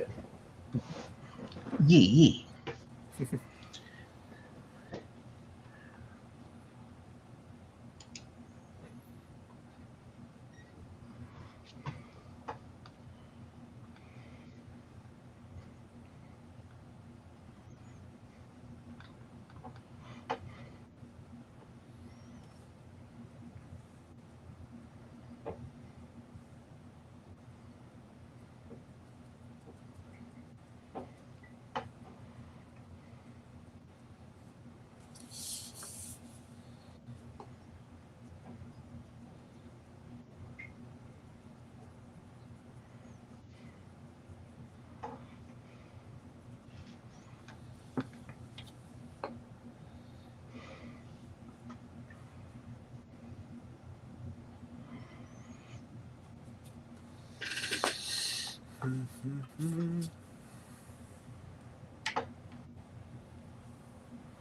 right. I'm going to stretch my legs for a few seconds, and then I'm going to look at your Batman.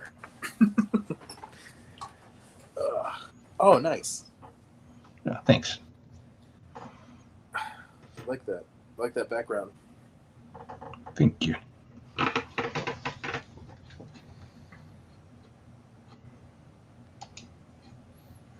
How's your page coming along? Oh, it's coming along all right. I've done most of the background work, and now it's just like the midground and foreground. Cool.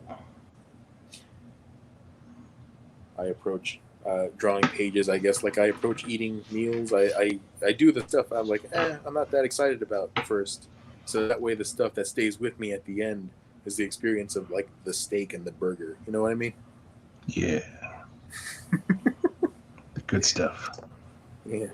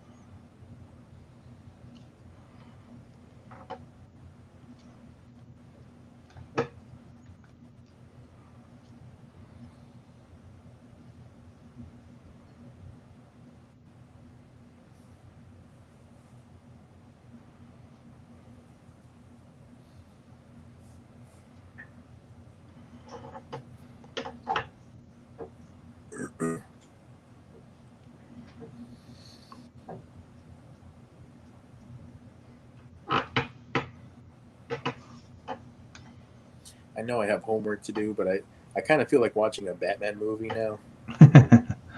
You know? Because we're talking about it. Yeah, because we're talking about it. I'm just kind of in the mood for watching an animated series movie like Sub-Zero.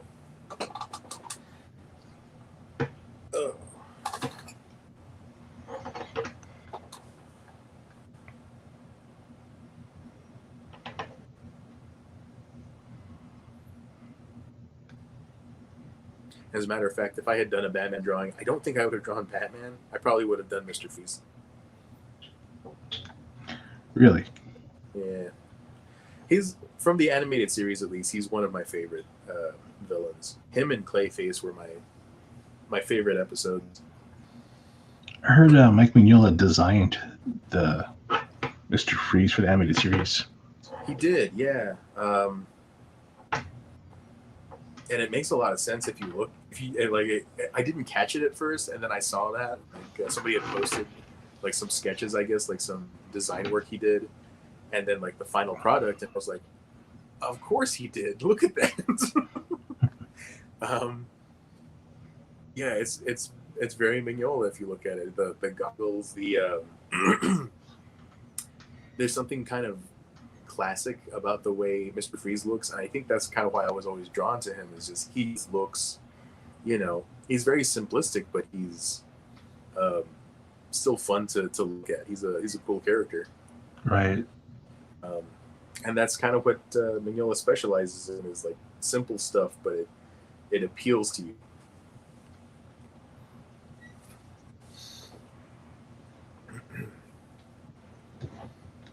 Like a 1950s man's idea of what the future would look like. Yeah.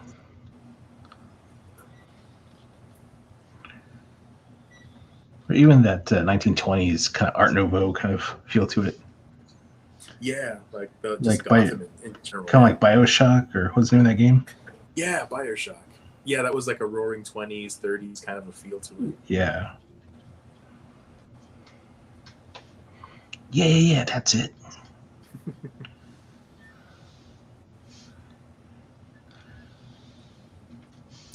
Bioshock. Man, that'd be a pretty cool TV show, I think. It's got a cool feel to it. Aren't they supposed to make a movie with guy from Prison Break? They were supposed to, but that was back whenever that game first came out in like 2008 or something. Yeah. Back whenever Prison Break was a really big thing. Yeah. But I never heard anything after, I think, the second or third Bioshock came out. What's the name of that actor? Wentworth Miller. Wentworth, there you go. Yeah. He kind of disappeared after Prison Break, huh? Kind of. I mean, he was on The Flash and Legends of Tomorrow. That's right. He did do that. Let's forget about that. Yeah.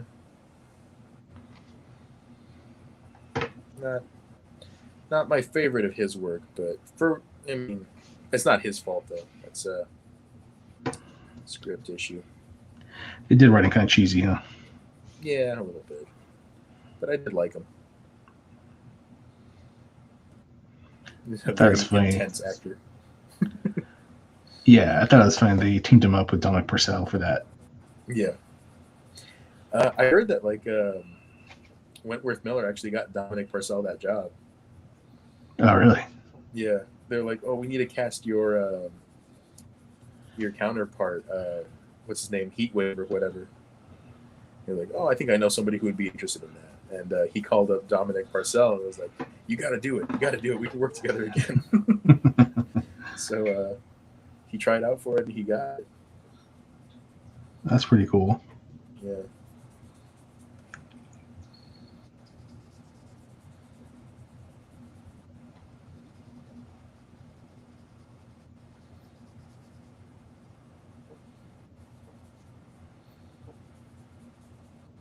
I always forget that Wentworth Miller is in Underworld.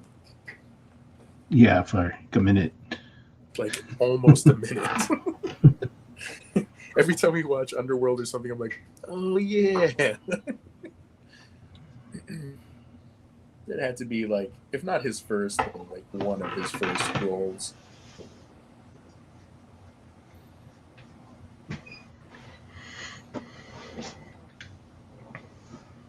He's a good actor. I wish he had done more stuff. Yeah. I mean, not that he stopped acting or anything. I just haven't seen him in anything. Well, I think he did actually stop acting for a long time. Captain Cold was like one of the first things he did whenever he came back to it. He did something called Stoker. Nothing to do with Bram Stoker. It's just the name of the movie. And I want to say, I don't know if he acted in it, but I think he produced it or something. Hmm. But yeah, that's like the only thing he really did before that. He had like some depression issues, and he had kind of stepped away from acting for a while. Interesting. Yeah.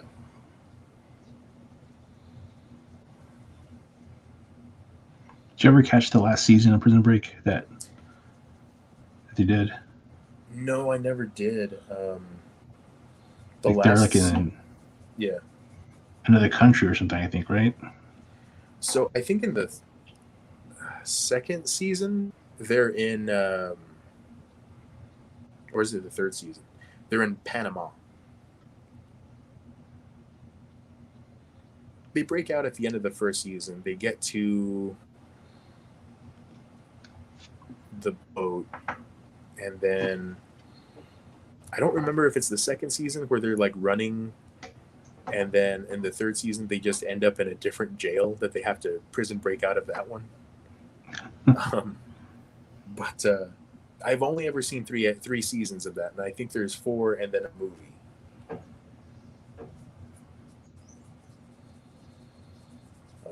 And they are planning to do another Prison Break. Like I don't know if it's a reboot, but or what, but yeah. Interesting. Mm-hmm. Speaking of reboots, Yep.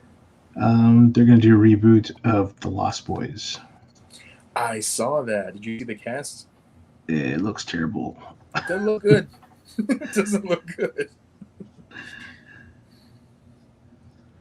Yeah. I kind of chuckled at it. Because it seems like something they would do. Yes, exactly. I was like, yeah, that seems about right. They would do that to Lost Boys. Like all of the guys that it looks like they cast for the Lost Boys look like they're supposed to play the little brother in that movie. Yeah. Like none of you guys look like you're intimidating or like menacing at all.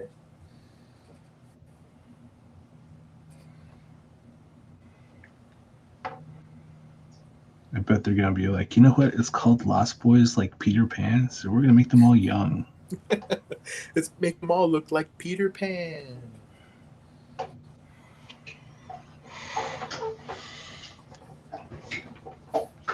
I hate you guys.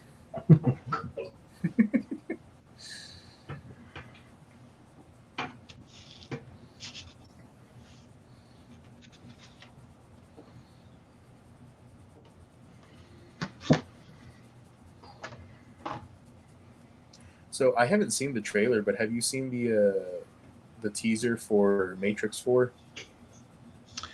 Yes, I did. How does it look? Interesting. Yeah. Yeah, like I don't know. I don't know how to feel about it because I mean I like the original Matrix. Mm-hmm. And if Keanu's involved, I'd like to think that maybe he's like he wouldn't have signed on to a bad version of it, you know? Right. If he's going back to it. I don't know yet. They didn't bring back the original Morpheus. What's his name? Lawrence Fishburne? Fishburne. Yeah. Yeah, he's not in it. I saw they recast him. Yeah.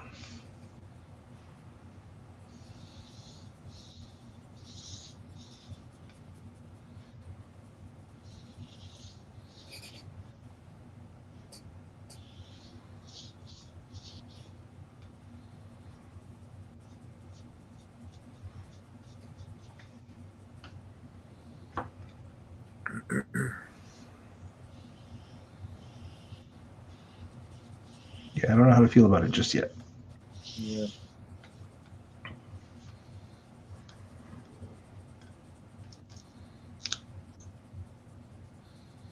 I think John Wick 4 is supposed to come out within like the same week or the same month or something like that. Okay. It would be an interesting pair of movies. Who will win? John Wick or Neo? I don't know. John Wick is pretty good. I know Neo can bend space and time, but John Wick's pretty good with a pencil. I've never seen any of those movies. No, I'll they're take really your word good. for it.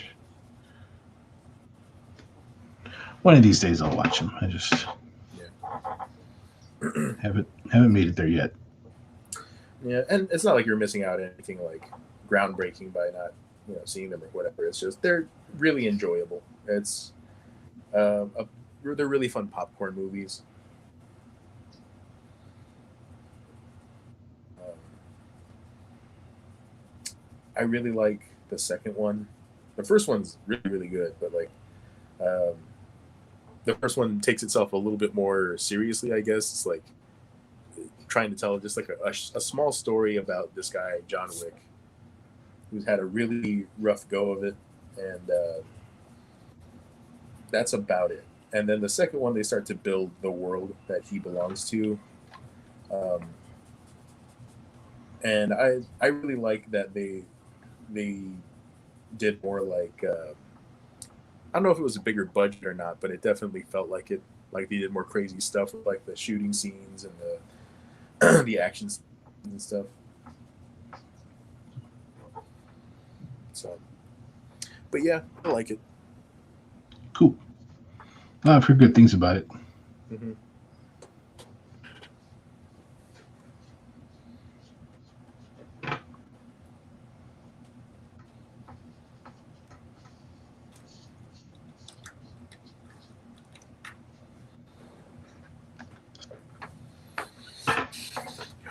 Okay, I am out of ink, so give me a second while I reload. Are you ready to call it? You want to keep going? Oh, no, it's up to you. You've been on for How about do you feel? 2.5. I'm fine. How do you? You want to go How do you until feel? 6? Okay. Another 30 minutes or so? Yeah. Okay. That's probably about all I need to finish this page anyway. Okay.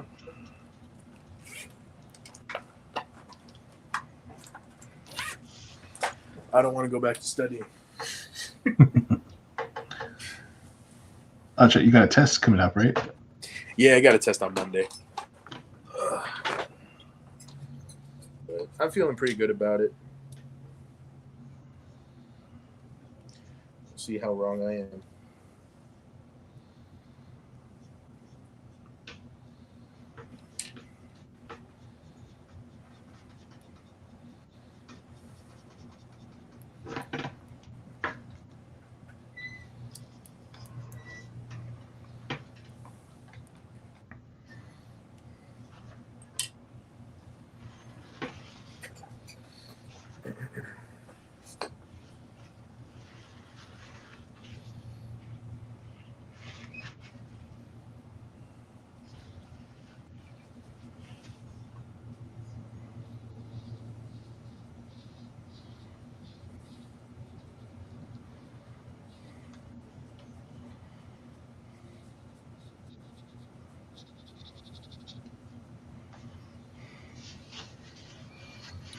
But how much more do you think you need on your Batman? I could probably finish up in about 15 minutes or so. All right.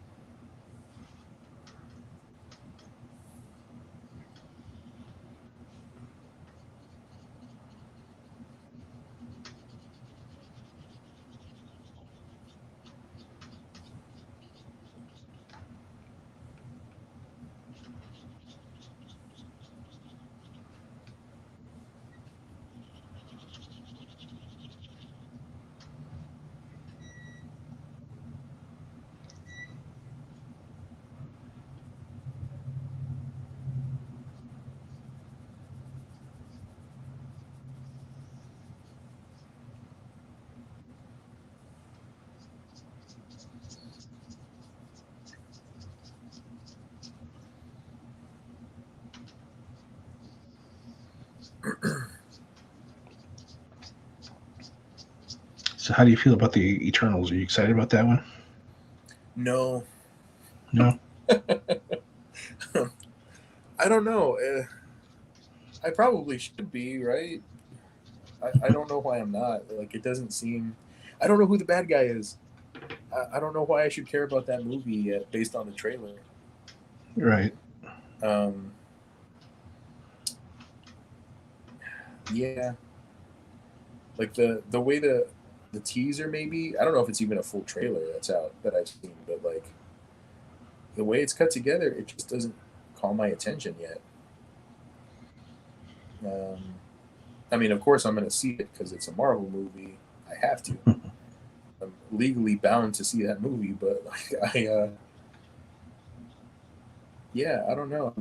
I'm not Just anxious not for feeling it or it. anything. Yeah. Yeah. Um, and I can't even really blame it on like movie fatigue or anything because I've had a year, no, like a 2 year break since between movies, um, between like Spider Man and Black Widow. There was like 2 years of nothing. So I'm ready for more movies. I just don't know why I'm getting this one. Right. What about you? I guess I'm curious about it. Like I don't. Yeah, I mean you're right. There's nothing that looks particularly exciting about it. Mm-hmm. But I think more than anything, I'm just curious. Maybe just anxious to see another Marvel movie Yeah, because I feel like it's been a while. yeah. You think you're gonna see Shang-Chi, or have you seen it? I haven't seen it yet. No. Okay. You think you'll watch it or not? Oh yeah, yeah. I'll watch it. Don't know when, but I will. I want to. Yeah.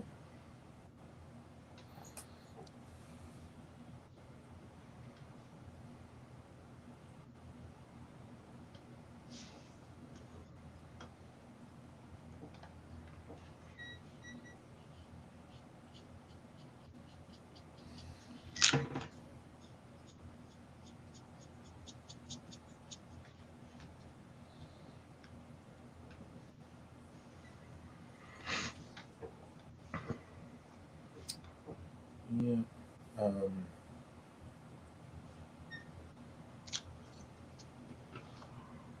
and we had talked about it. Like it's not a bad movie. It's just the main characters just did not feel uh, super relatable. Maybe I don't know what it was. Yeah. Just kind of hard to care about him.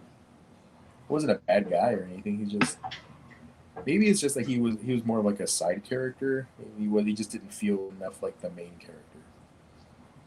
I Okay. don't Is it more like an ensemble movie where there's like lots of characters? know. I wouldn't even say a lot of characters. There's like 3 characters in that movie. um, yeah, I don't know. I don't know. You watch it and then you tell me what it is you think. Maybe you can pinpoint what it is I'm trying to get at. But as of now, like yeah, it's just I just wasn't invested in the main character, and I don't know why. Um, Gotcha.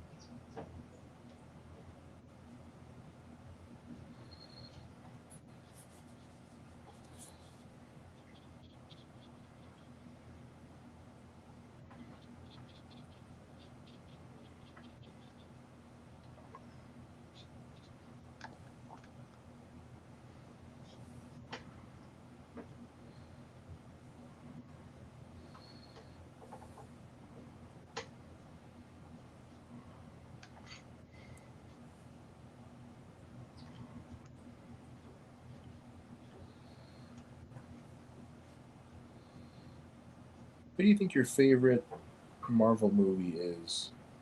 Was it Winter Soldier? Yeah, I think it's still Winter Soldier. It's a good What about movie. yours? Yeah, I would also say Winter Soldier. A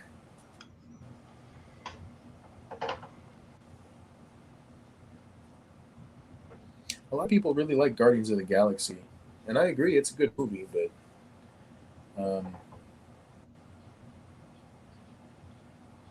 Winter Soldier is just a really good story. Yeah, it feels a little more complete to me. Yeah. I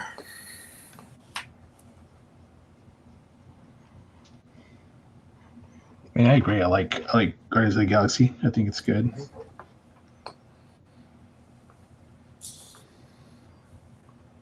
But I feel like it's easier to make that kind of movie because of the big budget that it takes to do a space movie like that. Mm-hmm. Whereas Captain America, Winter Soldier felt more like a, I don't know, it felt more like an action movie, more like a Bourne Identity than Star Wars, I guess. Right. And I feel like it's harder to make that movie.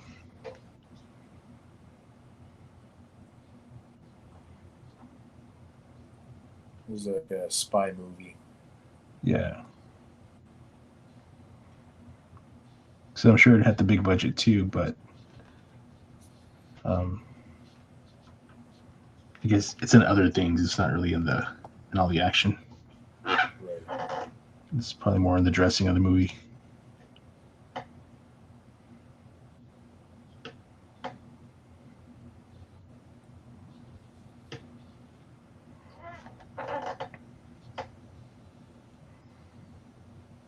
It had to be more about choreography and good storytelling, I guess.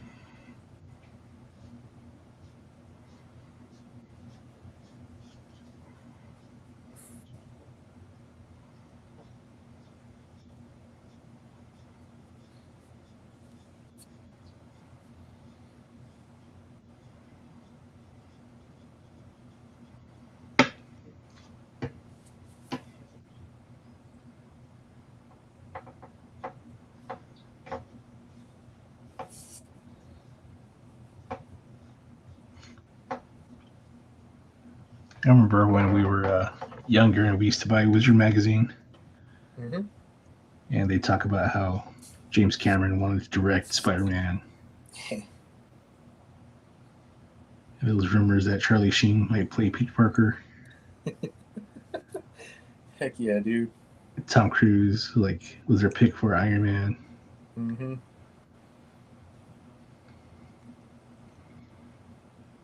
It's just funny to think about all that now. Yeah. What a different world we could have lived in. Not only that, but it's kind of hard to imagine that back then that we'd have what we have now with all these movies out. Yeah. The big explosion, how popular they are. Like back then, that was just geek stuff. Now it's like everybody knows who Peter Quill is. Yeah. Rocket Raccoon. Rocket Raccoon, yeah. Yeah, I remember when I heard they were going to make a Guardians of the Galaxy movie, and I was like, what are they thinking? Like, nobody knows who these guys are. But they made it work. Yeah. And maybe that was kind of part of it. Like, no one knows who they are. We can't really disappoint too many fans if we don't quite get it right, you know? That's very true. They kind of remolded what the Guardians of the Galaxy were anyway. Yeah. So, and it worked. It was just kind of a nice fit for James Gunn, too.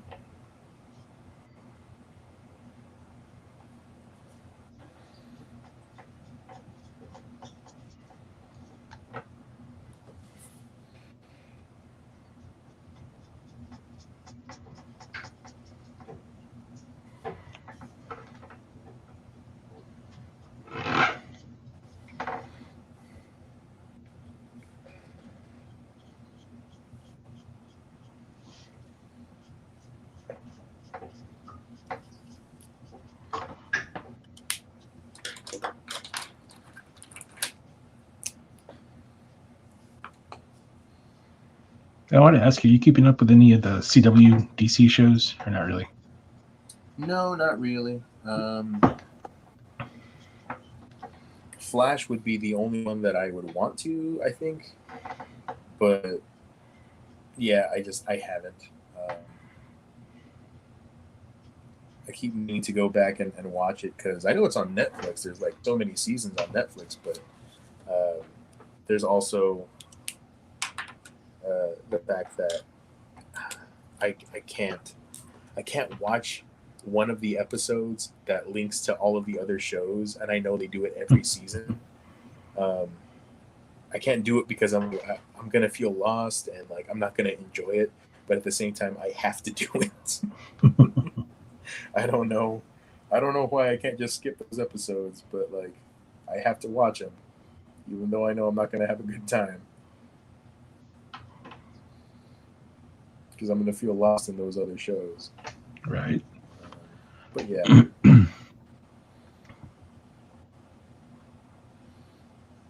How about you? Have you been keeping up with anything besides Flash?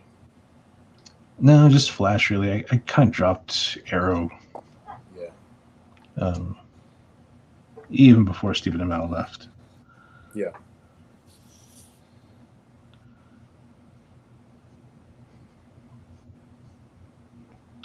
The last season of Flash was terrible. I'll tell you that right now. Yeah. What happened in it?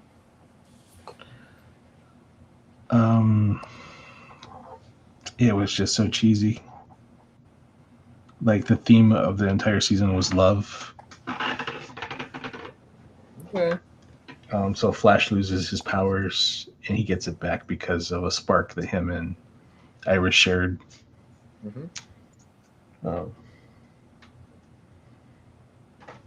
And then there's a villain who's trying to take over the city because she loves the city, right? And she's destroying it all. And then Iris comes to her and says, "Are you sure you want to do this to the city that you love?" And then she's like, "You're right, I don't." And You didn't think about it. yeah, I'm glad you pointed that out. Yeah. What was I thinking? You right. Yeah, so it's just all kinds of cheesy like that.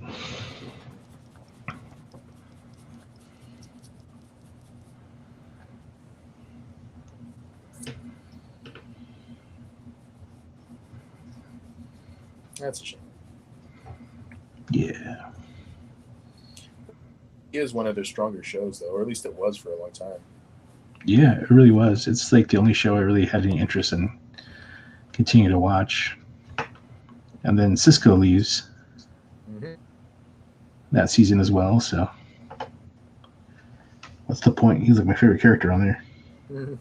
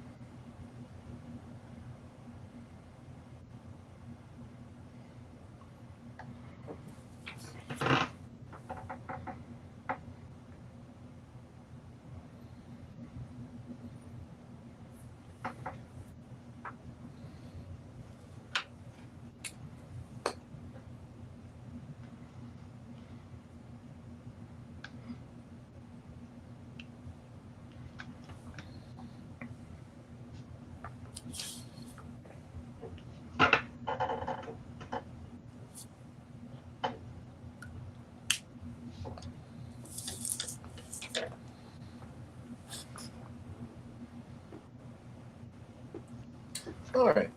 I think I'm pretty much done. If I do tighten anything else up, it's going to be pretty minimal. Nice. Let me put you on full screen here.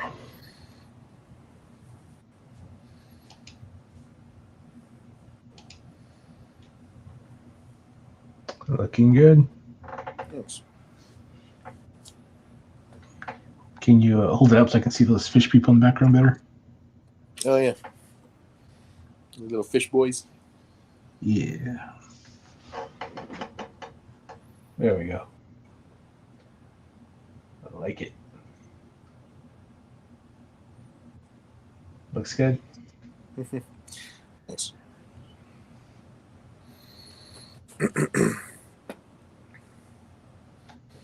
Yeah, I'll probably go in and add like some little details to them, but I think I'm happy with it for today. Nice.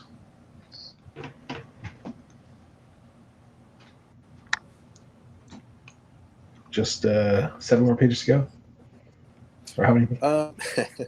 5, but yeah. 5 pages left to go? Oh, nice. Yeah. Almost there. Almost there. Almost halfway there. Alright.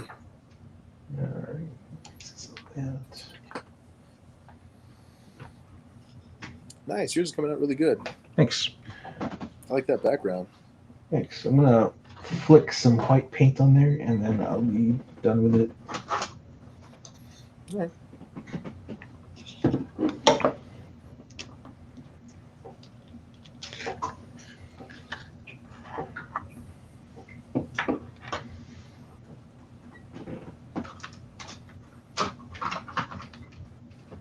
Have you ever tried using like this whiteout stuff? Which stuff? Wow. Yeah, it's like Dr. Martin's bleed proof white. No, I never. Yeah. I think it's that way with any kind of white ink you get, but it's like it gets really hard and dry. Mm-hmm.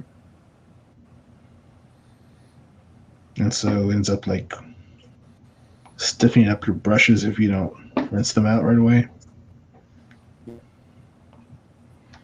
What I've been doing is I've been using a water brush instead to make sure that the ink does not go up. And that seems to have worked out because this brush has stayed fairly soft. Yeah.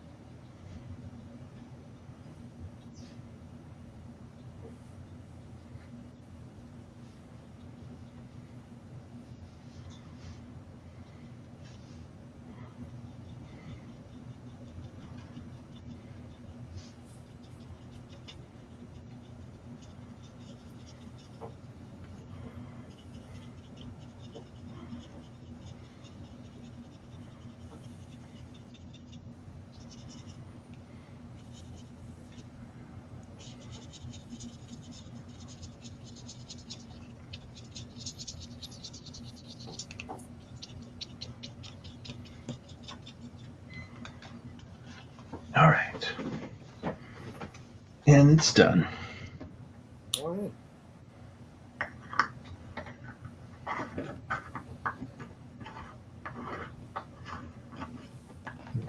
Close up my ink.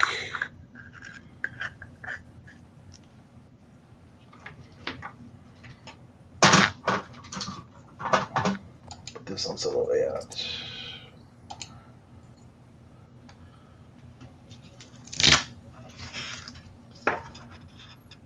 You can see it there. Very cool.